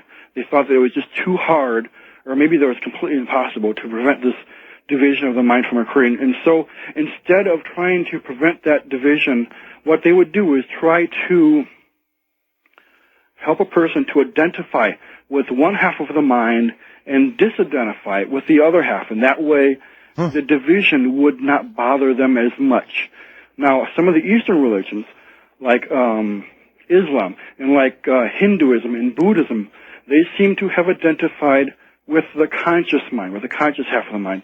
Whereas other religions like Christianity and Judaism, they seem to have identified with the unconscious. They said that, the most important part of yourself is your own innermost soul and your feelings and your emotions. And whereas the Eastern religion said the most important part of yourself is the dispassionate, unfeeling, abstract part of yourself. And I believe that they did this because they basically gave up hope on preventing the division from occurring and said, well, this is the next best thing. If you can identify with just one half in other words, or the other. If we can't stop it, then let's join it. Yeah, basically sour grapes. That's remarkable. I'd never heard, frankly, of this division of the minds before, and now how it's treated by the various religions is absolutely fascinating. All right, Peter, we're at the top of the hour, so hold tight right where you are, and we will continue. Peter Novak is my guest. Life, death, and a big question mark.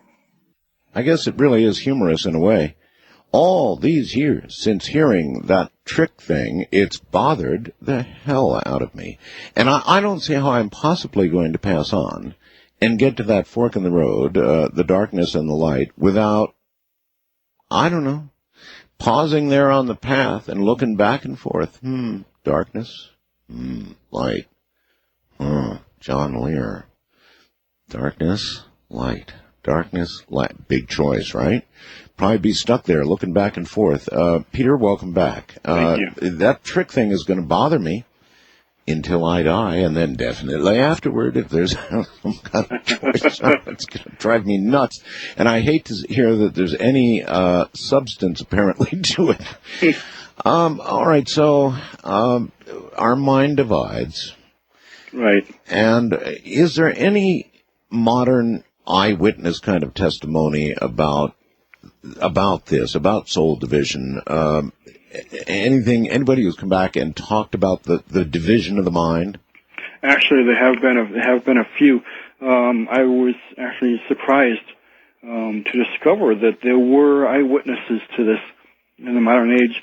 When I had written my first book, I was going purely on circumstantial evidence. I didn't realize that there was actually eyewitness evidence supporting this. I have since discovered that there are a number of near-death experience subjects who have reported having their minds splitting apart after they die. Now, some of these subjects, they say they will report that they saw themselves splitting in two. They saw another part of themselves separating, going off in another direction. But there are other reports of near-death experiences where they would actually describe where when their minds divided apart that they would experience subjectively being in both halves at the same time, but separating and looking at each other. Very strange. Well, again, the half of the mind that becomes reincarnated, the conscious half, seems that's the place where I go, well, so what? It doesn't mean anything to us. Since we're not going to remember it, it means nothing. But there's the other half of the mind, the subconscious, carrying all the memories. Is that the one that gets to the fork in the road between the light and the darkness, or is that fork just fabrication? I believe that that fork in the road does occur. It does occur. I do not believe that choice does not come into that situation. You do not choose at that point in time whether your mind is going to divide apart or not. If your mind is going to divide apart, by that point, it has already been decided. It is already a foregone conclusion if it's going to happen or not. If it's going to happen, it's going to be because over the course of your life, you have already divided your mind apart while you were living. In what way? You did that by alienating your unconscious mind from your conscious mind. All of us, as we go through our lives, our unconscious is constantly whispering to us, telling us, oh, you should have done this. You should have been like that. You should do this. You should do that. That's true. It's basically our moral voice originates from our unconscious. And it's preaching constantly to the conscious mind. It's saying, you know this is wrong. Right. Now, we have a choice. We have a choice. We can listen to this, or we can ignore it and reject it. And very often we do, because the conscious mind is the stronger of the two halves of the mind. It can push the unconscious away. It can repress it. It can ignore it. It's the part that it has free will, right? Right. Okay, so. And so if one half of your mind is rejecting the other half of your mind while you're alive, then when you die, it does not surprise me if those two halves of the mind completely divide apart from each other. If, on the other hand, over the course of your life, you listened to your moral voice of your unconscious, you embraced it, you recognized it, you tried to integrate its messages into the way you live your life, then you would not divide yourself in two in life, and then you would not divide apart when you die. Got it. That's why you said some people reincarnate, you believe, and some do not. Is that correct? Right.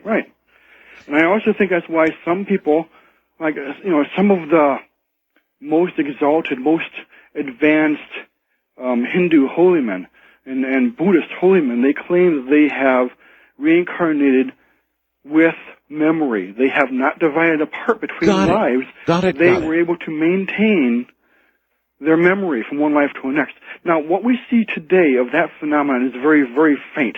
You see these lamas, and they will come back and they will have, actually quite vague memories of their previous life. They will be able to have enough memory of their previous life to recognize, personal possessions from their past life and this and that. But there are elements of mankind's ancient traditions that lead me to an amazing hope, to a very exciting hope for me.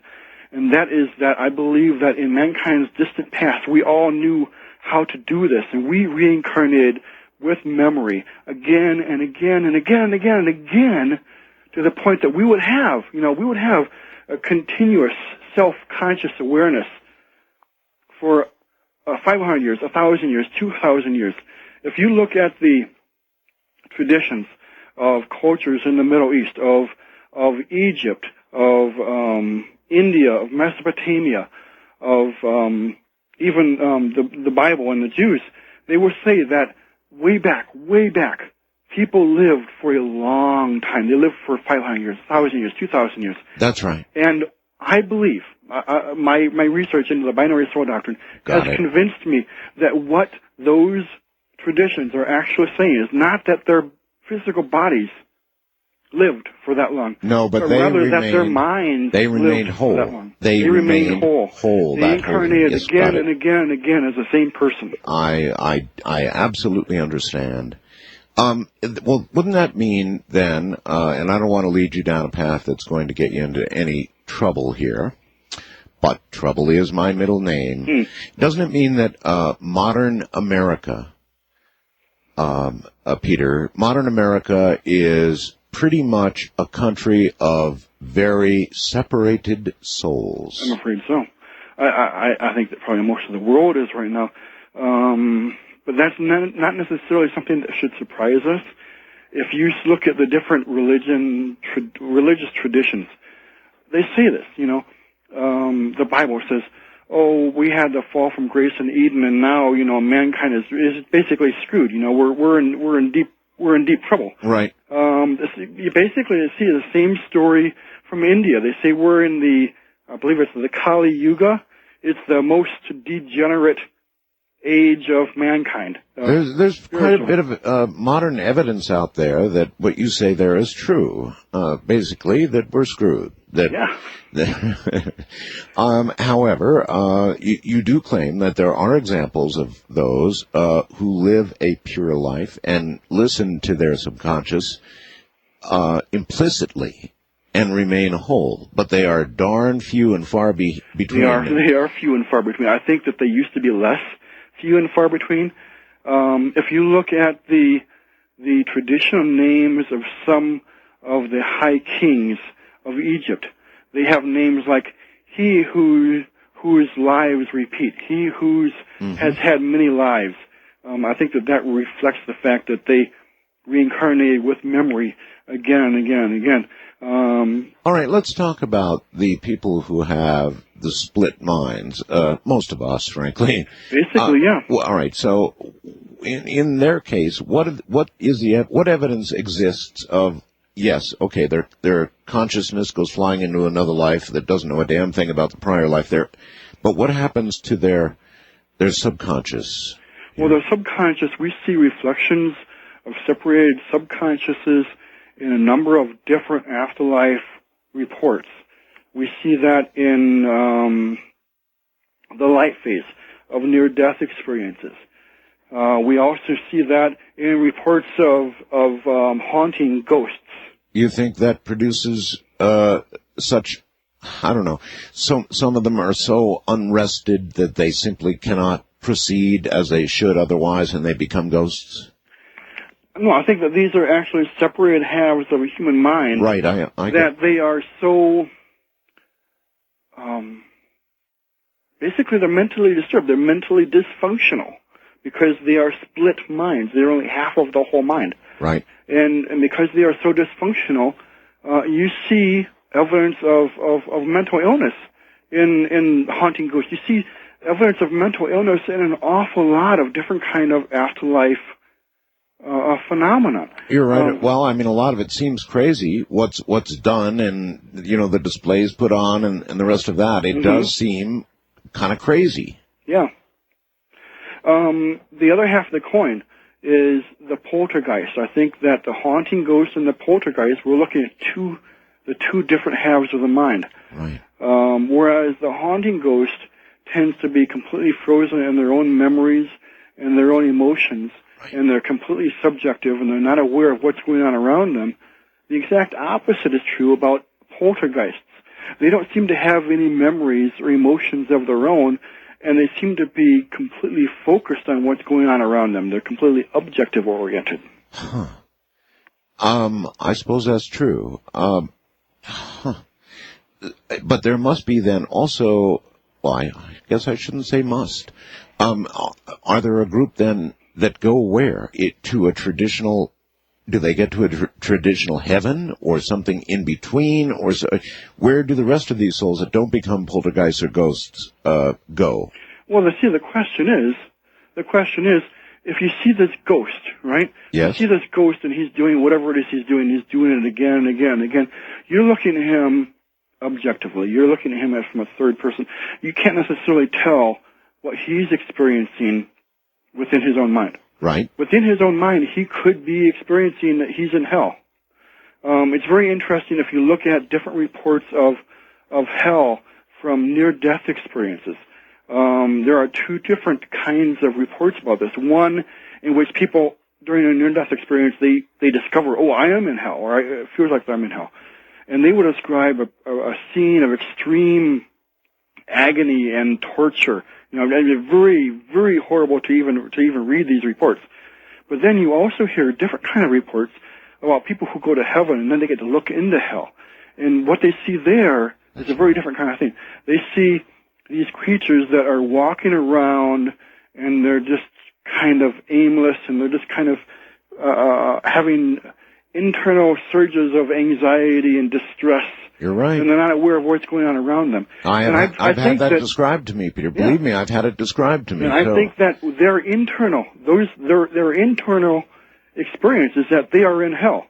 One version, you're looking at them from the outside. The other version, you're having it described to you what they are experiencing inside. It's the same thing. But I'm trying to hold out some hope here. Do some of these minds slip through to what we conventionally think of as heaven, or do you think not?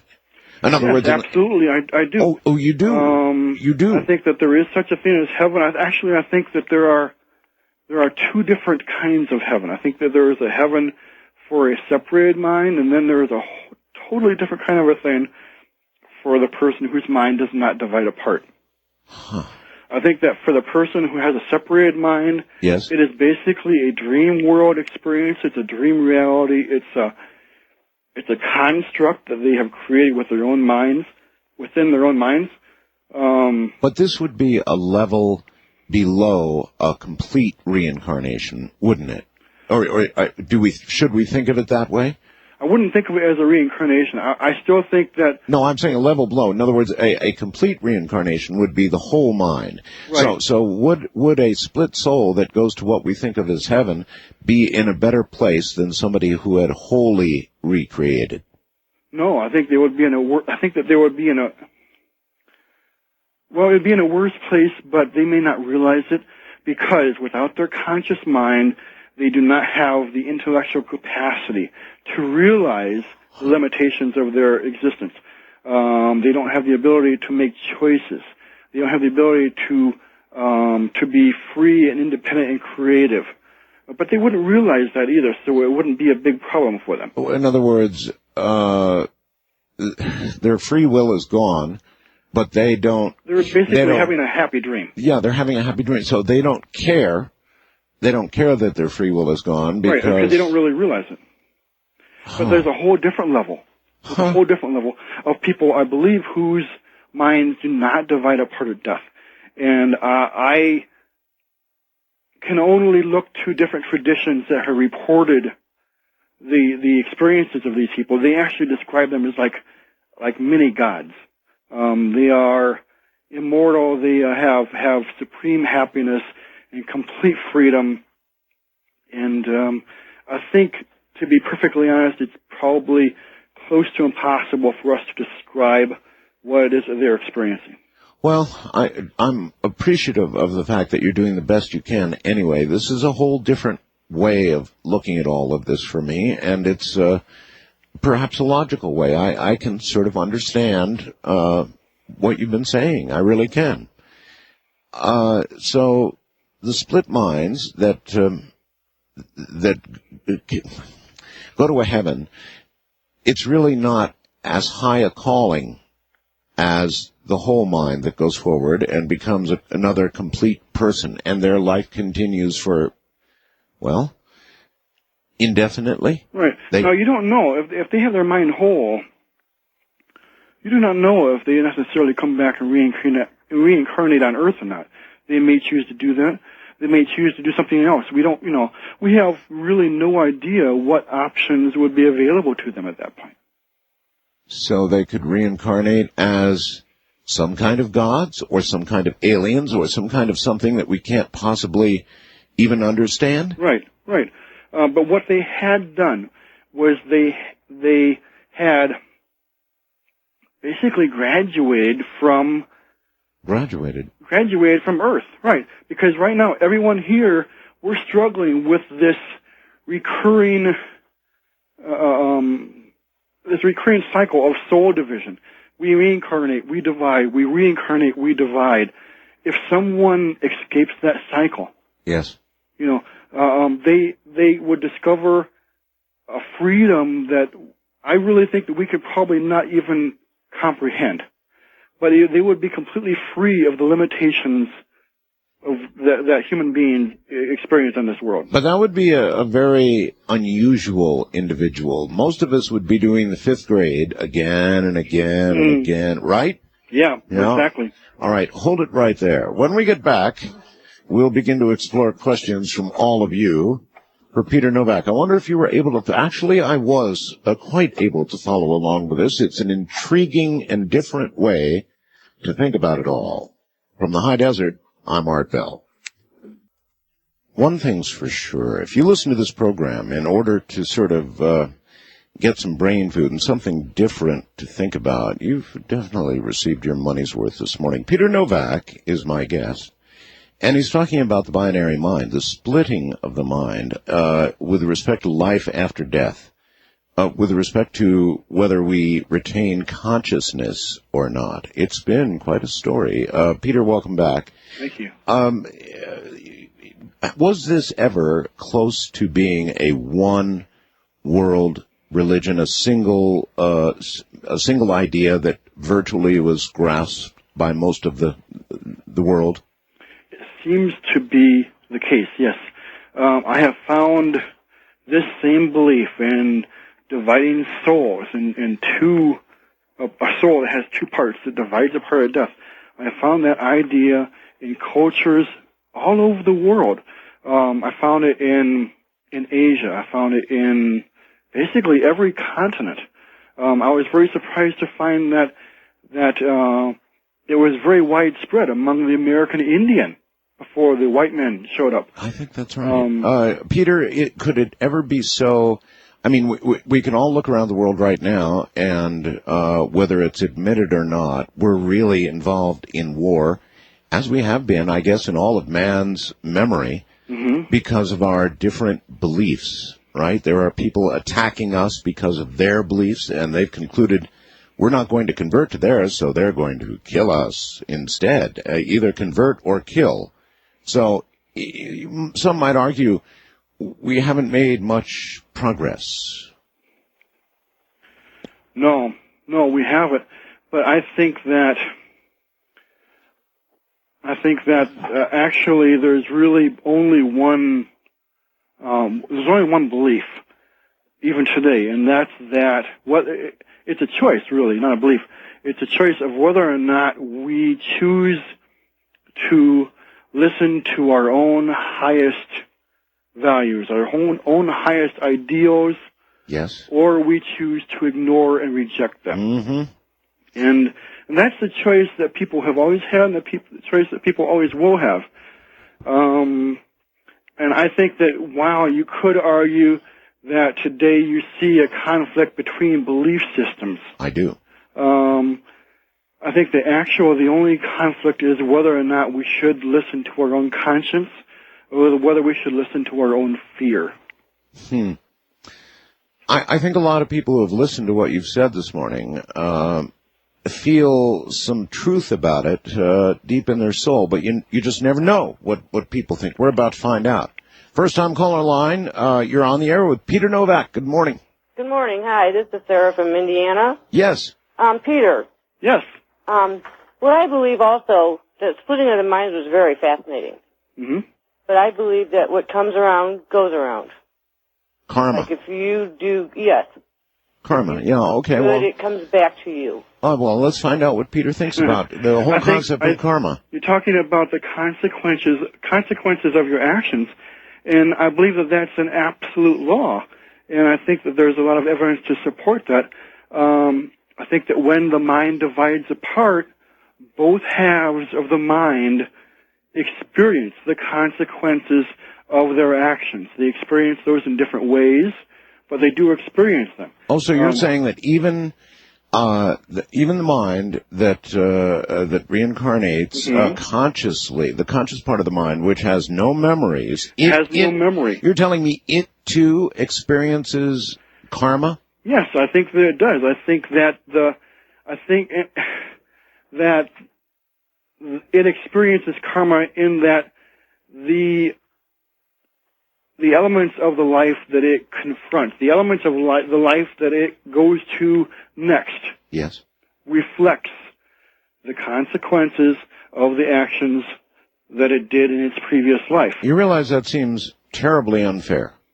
No, I think that's completely fair. Well, no, how is that fair? Now, Peter, listen to me. If it's a conscious part of the mind that reincarnates with absolutely no memories of prior behavior, right, then it's getting karma that is punishing it like a little black cloud following it around, punishing it for something it has no memory of. Now, where's the fairness in that? Okay, well,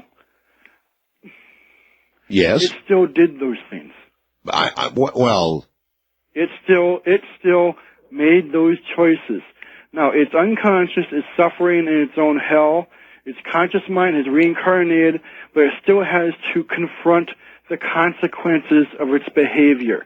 The person, even if it divides apart, that person, that's not a way out. That's not a way to avoid justice. Well, okay, but it seems like to me it seems like strapping a crazy person into the electric chair. Okay, but you're seeing that because you think that it's unfair. No. Well, it is unfair. It kind of is. It depends on whether or not the person chose to divide apart and lose its memory. Okay. Now, see, that goes way back to the whole question of in the beginning, when we first started to divide apart and lose our memory between lives. Did we choose that? Did we do that consciously? Did we realize that was going to be the consequence of that choice or not? If it was, then then 5,000 you deserve it.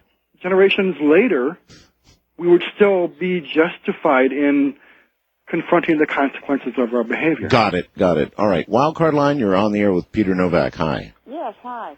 I was reading in the Book of Mary Magdalene, and Jesus was talking about the different parts of the mind, and he talks about the soul, the psyche, and what they call the nous, or N-A-U-S.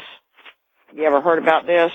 You're talking about the Gospel of Mary, right? Mm-hmm. Okay. It's very, very interesting. Yes, the Gospel of Mary does talk about, I think that the passage you're talking about, this was a passage, this was a book that was discovered in among the Nag Hammadi scriptures in 1945, and the passage you're talking about, Mary asks Jesus, she says, okay, I just saw a vision, Lord, she says, and when I saw the vision, did I see that vision with my soul or with my spirit? And he said, no, you did not see that vision with your soul or with your spirit. You saw that vision with the nous, N-O-U-S, that exists between the soul and the spirit. And that's a very, very important passage in that book, because that shows that when that book was written, that not only did it believe in the binary soul doctrine, it believed that you have two parts, right, but it also believed that there was a unity that was believed to exist between the two parts. That there was a wholeness, there was a completion, there was a actual self that existed. And there was that self, there was that mind. Nu means mind in Greek. That mind, that wholeness, that experience, that vision is what he was saying. Well, it also clearly shows that my listeners apparently do understand exactly what you're talking about. Oh, wonderful. East of the Rockies, you're on the air with Peter Novak. Hello. Hello, this is Albert. Am I in the air? Yes, you are. Okay, I have a question. I'm 20 years old, okay? Right. I'm a young kid. I really don't think I know that much. When it comes to this, I have a question, though. Okay. I believe that the soul, I don't believe in reincarnation, but I'm a Christian, and like the Bible says, at the moment of conception, you are given an individual immortal soul, and and then I'm guessing that the Bible talks specifically about different things like man being created in God's image. So what I think is being reincarnated defeats the whole purpose of salvation, just like purgatory. And that's basically what I mean, because Christ died for us once to have one chance in a life, not to have us. All right. I'll hang up and listen. Okay. All right, Peter. There you have it. Pretty conventional view, and it is. What was the first thing you said again? He's gone now. Oh, he's gone now. He said that. Oh, I forgot what it was. Is conventional view. However, the Bible actually does describe a person as having two separate parts. He said that he believed that the Bible said that when you're born, God gives you an immortal soul at that point in time. Actually, the Bible does not say that. That was a decision that basically a political group decided to believe in around in the 4th century. Peter, I think he said that man was created in God's image, right? Right, he did say that. And perhaps God is of two minds. Well, and that's actually very true. In the Old Testament in particular, it describes God as having both a soul and a spirit. And in a number of cases, the Bible describes this God as being a unity that is created or that exists from a duality or from a multiplicity. And that duality passed on to us in his image. Right. West of the Rockies, you're on the air with Peter Novak. Hello. Hello. Yes, what is your first name, hon? This is Brandy. Brandy, okay. Hi there. I have a few things that might help clear a little bit of this up with some confusion with other guests. I'm a believer of reincarnation. I believe it exists. Many believe that Jesus Christ has reincarnated. A former guest, Maurice Cotterill. Yes. You familiar? Yes. He kind of went into like how he sort of believed that Jesus has reincarnated many times as many different, if you will,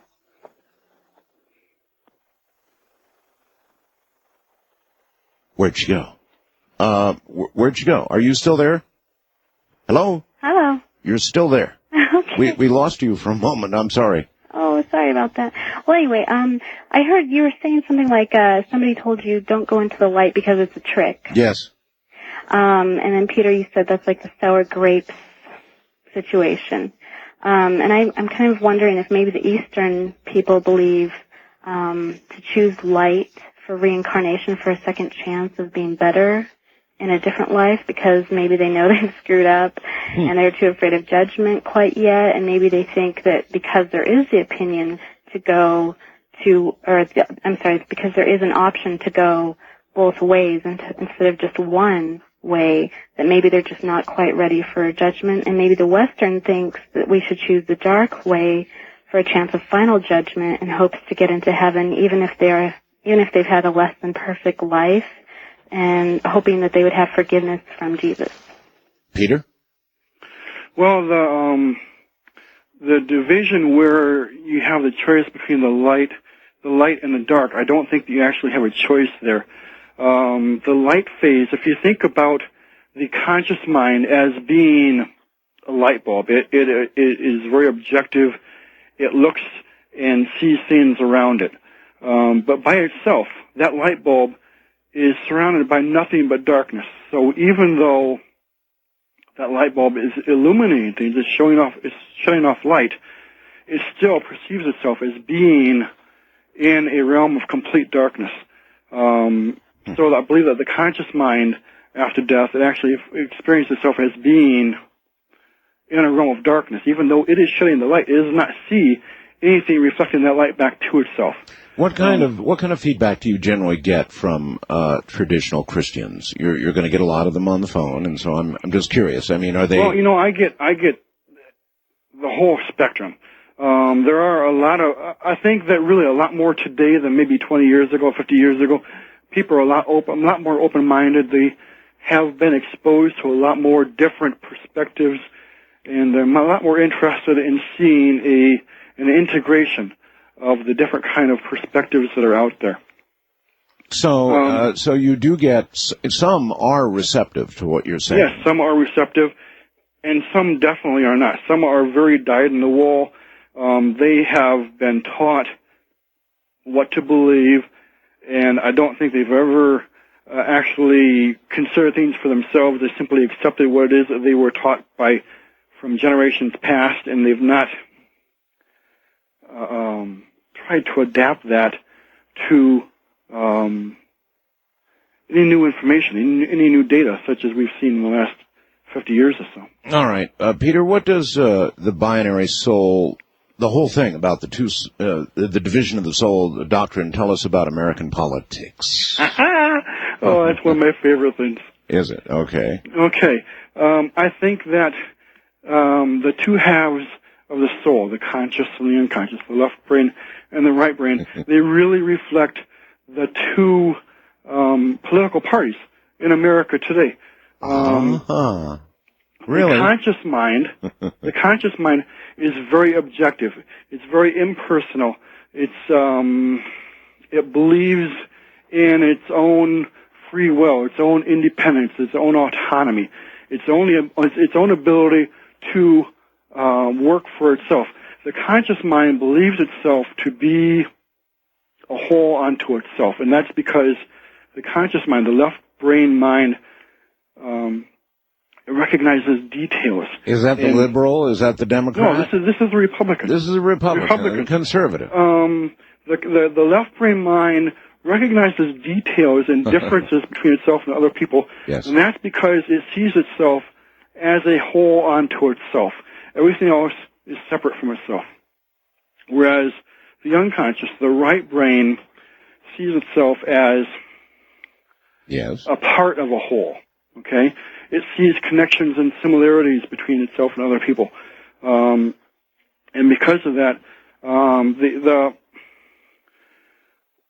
the left brain mind sees power and authority and autonomy as its strongest strengths, whereas the right brain, the unconscious, sees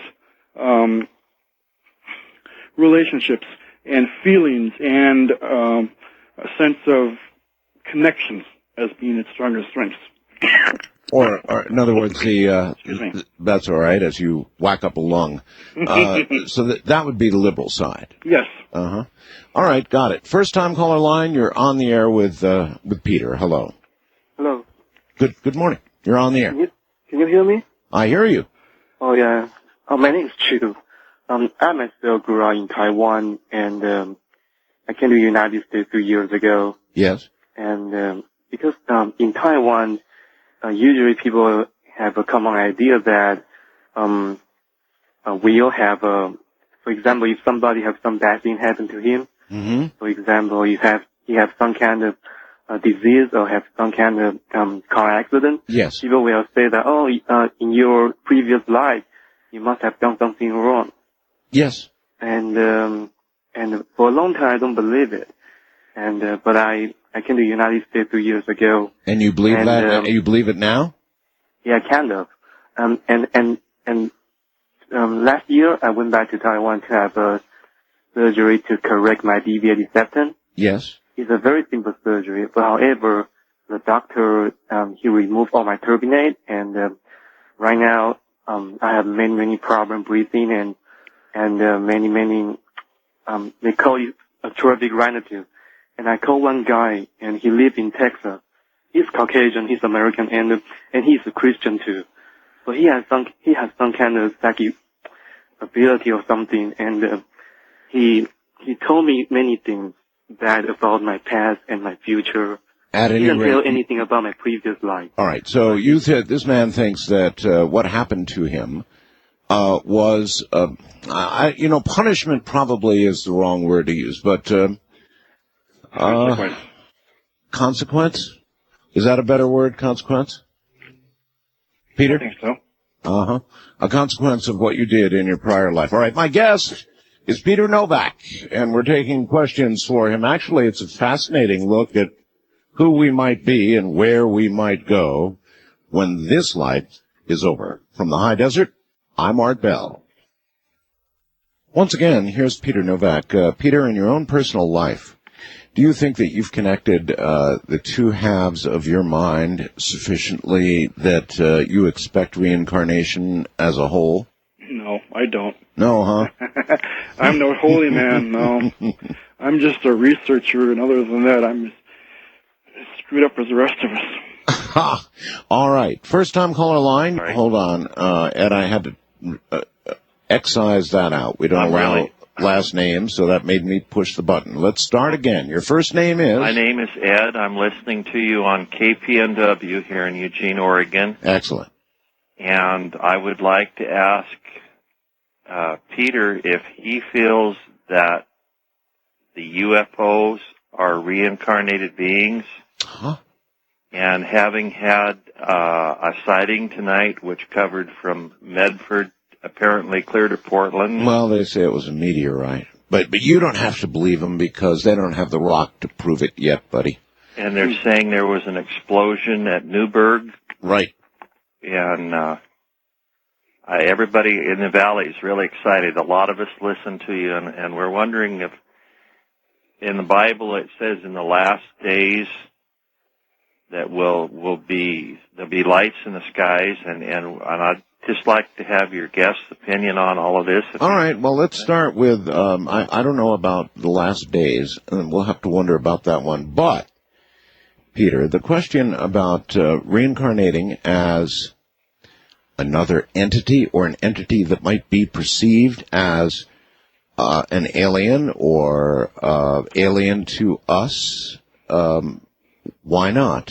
I certainly think that's possible. A lot of different cultures believed that you could be reincarnated in another species besides human. But whether these are or are not, I could just give you pure speculation. But one thing I would add is that I have started to become intrigued lately about possible connections between the binary soul doctrine and reports of alien abductions, because there seems to be a couple connections there that are intriguing to me. Well, I sort of jumped when you said that anyway, and abductions, a connection with, wow. Well, I was just wondering if it's possible that these alien abductions are actually out-of-body experiences rather than actual physical abductions. There are some connections that seem to be potentially there as far as out-of-body experiences. If it is only the unconscious mind that is being taken away, that would explain for a couple of things. It would explain why the experience is, why they have such a strong emotional experience during these things. And it also explains why they seem to be without any free will or initiative. They often describe that they are frozen, or they're unable to move. And what it wouldn't explain, unless you can tell me how, is how there would be eyewitnesses to abductions. They've actually seen bodies rising through the air. It wouldn't explain that. Yeah, no, it wouldn't explain that. Wildcard line, you're on the air with Peter Novak. Hello. Yes. Mr. Novak. Yes. I wonder if you are familiar with Jane Roberts' work. Seth, yeah. Mm-hmm. Yeah, right, Seth.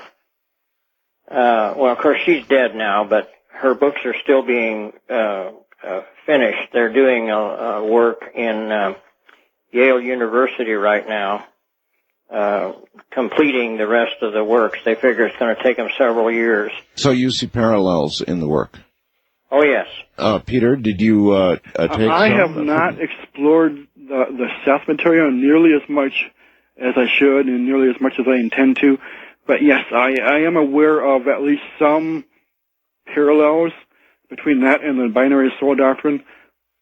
Seth did talk about the human experience of the human psyche being dual, having two elements to it. But I believe there's a lot more there to be explored. Okay. East of the Rockies, you're on the air with Peter Novak. Good morning. Good morning. Hi. Yes, sir. This is Charles listening in on WABC in New York City. Oh, of course. And Mr. Bell, your show is a beacon in the night to me and millions of others. Thank you. Thank you. Oh, my thanks. Just a question, sort of A and B. If we come back each time as a de novo in the now conscious mind, how do you explain past life memories and the ability to be regressed? And B, since each and every time we transit as a conscious single mind, how come we each and every time reincarnate as a binomial mind? Where do we pick up that second mind, the unconscious? This is a wonderful, wonderful question. It is. Congratulations for coming up with those questions. Thank you. All right, now the answer. The one answer is that the division between the conscious and the unconscious, the division between the soul and the spirit, it's never complete. It's never absolute. It's experiential rather than absolute. The division between the conscious and the unconscious is leaky. There's always a certain amount of leakage that occurs. You hear about this with Freudian slips and all kinds of things. You cannot completely keep the unconscious down. That would be one part. The other part would be that I believe that we actually only have one soul and one spirit. However, each lifetime, it's only a portion of that soul that we use for each individual life that we use, and we record all of our memories onto that one little portion. So at the end of that life, that portion is separated away, and we get a new portion of the soul that becomes the soul for the following life. All right. So you're saying that, in other words, we come back with primarily a conscious mind, but there is some remnant of unconscious. It's a big conscious with a little unconscious. Is that right? There is some minor connection, and it is really our purpose in life, I believe, to increase that connection, to reunify the two halves of the mind. How many people do you think are walking on Earth right now, Peter, who have achieved that incredible oneness that will guarantee them coming back again and again as a whole soul? I hope that there are some. I have no idea how many. I doubt that the number is very large. I can only hope that there are at least some. Huh. All right. West of the Rockies, you're on the air with Peter Novak. Hello. Hello. Hello. Yes, my name is Bill. I'm from Washington State. Okay, Bill, you're going to have to yell at us. You're not too loud. Okay. In April of 1999, I died. And I don't usually talk about the experience much, but I'm willing to share a little bit of what I went through with that. As the process went on, my final thoughts were a lot of empathy for people in the world. Well, when you say you died, did you have you physically died? You actually had a cessation of heartbeat and so forth? Correct. And you felt an empathy? My last living thoughts, yes. My final experiences were almost like the tapping of a computer keyboard. I kind of assumed they were like synapse response. And then the experience that I had, I refer to as they're not there. Like most people, I've been in many states of consciousness, awake, asleep, intoxicated, whatever. But this was, I'm not there. I was not there. And when I returned to my body, it's sort of a slight rush. But this was this experience I had, and about 7 months later, I had a roommate who died in a fire. And it was a terrible shock to me, awful thing. But about 30 hours afterwards, I felt her come through me. And she was a druggie. And she was lamenting her inability to do drugs. And what I've carried from that is that the dying experience disassociates you from your consciousness. And that, however, must be brief because I could feel it in my roommate later. You know, you somehow come back over time. Time is a constant.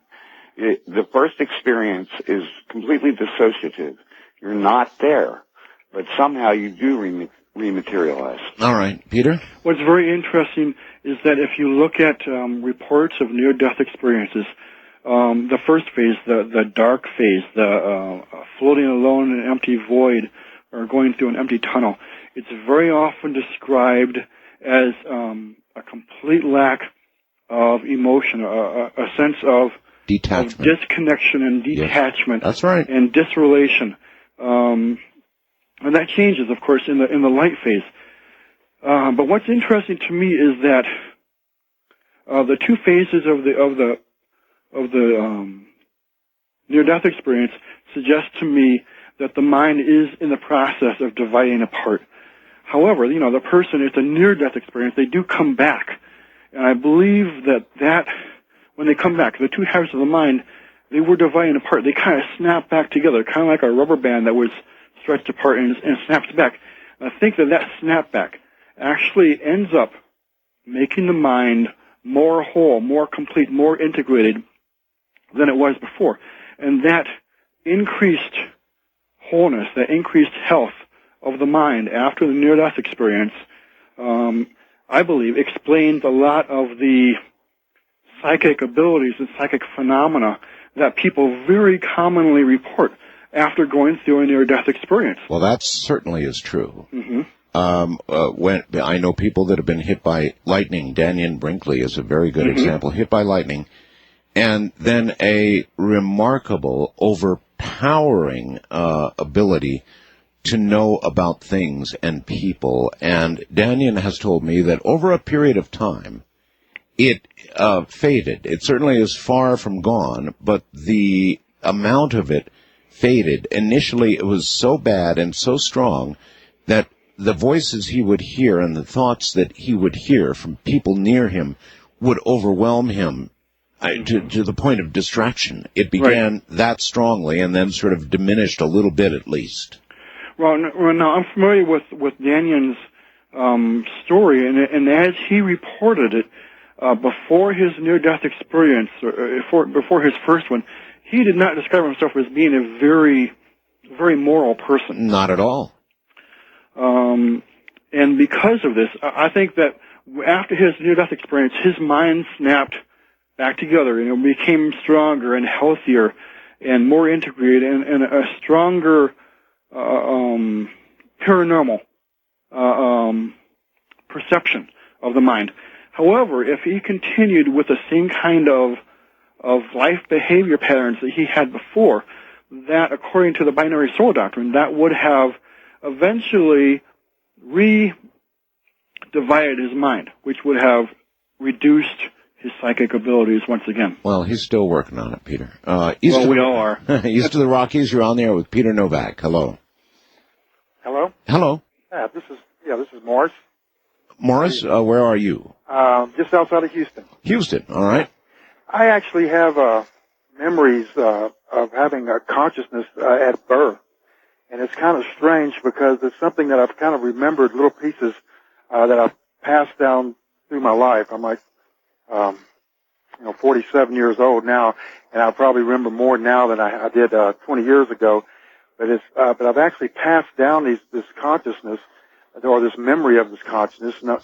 Number one being that I remember that it was a decision of mine to enter this life, and I think it was more than likely if there is such thing as reincarnation, it was my first one, because I remember the shock of being born, the actually excruciating pain,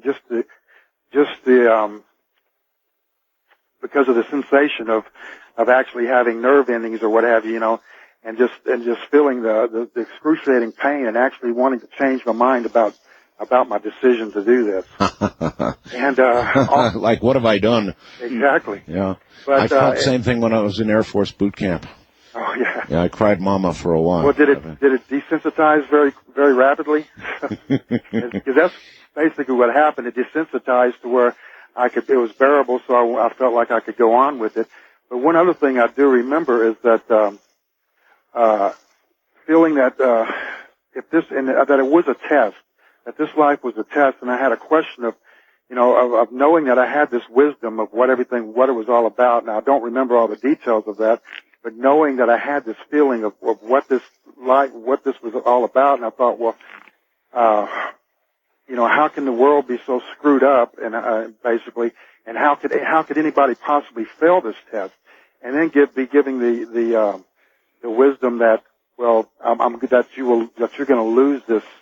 You're going to lose the memory that you have when you go into this life. All right. Well, let me stop you there because we don't have a lot of time. But the line he said that I thought that really grabbed me was that he actually has memory of a blast of consciousness actually at birth. That's amazing. That's extraordinary. That is extraordinary. You hear that very rarely with the average person. You do encounter that when people, regress with hypnotic memory regression, but most people do not have that naturally. Right. Right. West of the Rockies, you're on the air with Peter Novak. Good morning. Yes, sir. Hello. Good morning. It reminds me of that movie from Forbidden Planet, Beware the Monsters of the Id. That's right. Maybe there's something to that yin-yang, the negative, positive, and all of this. Maybe. Might be responsible for the splitting, and even more so, it would be interesting to find out who the architects are responsible for creating that splitting. Now, another thing that reminded me of Michio Kaku. He's been a guest on your program many times before, and he mentioned like the many worlds theory of 12 dimensions and perhaps more. Yes. Which subscribes to the potentiality that there might be duplicates or versions of ourselves that reside within these parallel dimensions. Would that not also mean that we may have more duplicates of our souls there too? Or that we might reincarnate to those other dimensions. Who's to say? I mean, if the theoretical physicists are correct and there are 11 or more dimensions, then perhaps reincarnation in one of those is equally possible, Peter? I certainly think that is a possibility. I tend to believe in the multidimensional theory of reality, and just because this makes actually things very confusing when it comes to trying to integrate past life memories, because if you are integrating a memory of a past life that was in a parallel universe, it may have had a different history than what we have here. But I do think that's certainly possible. And it might be much more difficult to remember because you would have no reference. Right. It would be so different that you would have no reference for it. All right. You have just written a book. Is it called Original Christianity?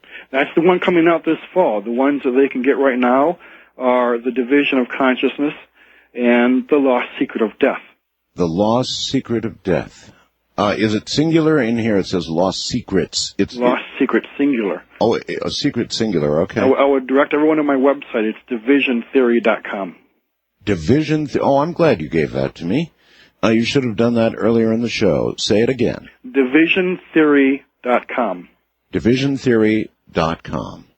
All right, well, I hope a lot of people go there, and I hope a lot of people look into what you've said, and I trust that they will, Peter, because, you know, at first when I heard you tonight, I wasn't sure that it was going to all sink in with me, but it kind of congealed, into the second half hour, it began to congeal, and I suddenly got it, buddy. So thank you for being here. I appreciate it, and we'll have you back again. Wonderful. Take care, Peter. You too. And here she is. This is Crystal. Always the right words. Get us out of here. See you tomorrow night from the high desert. Night all.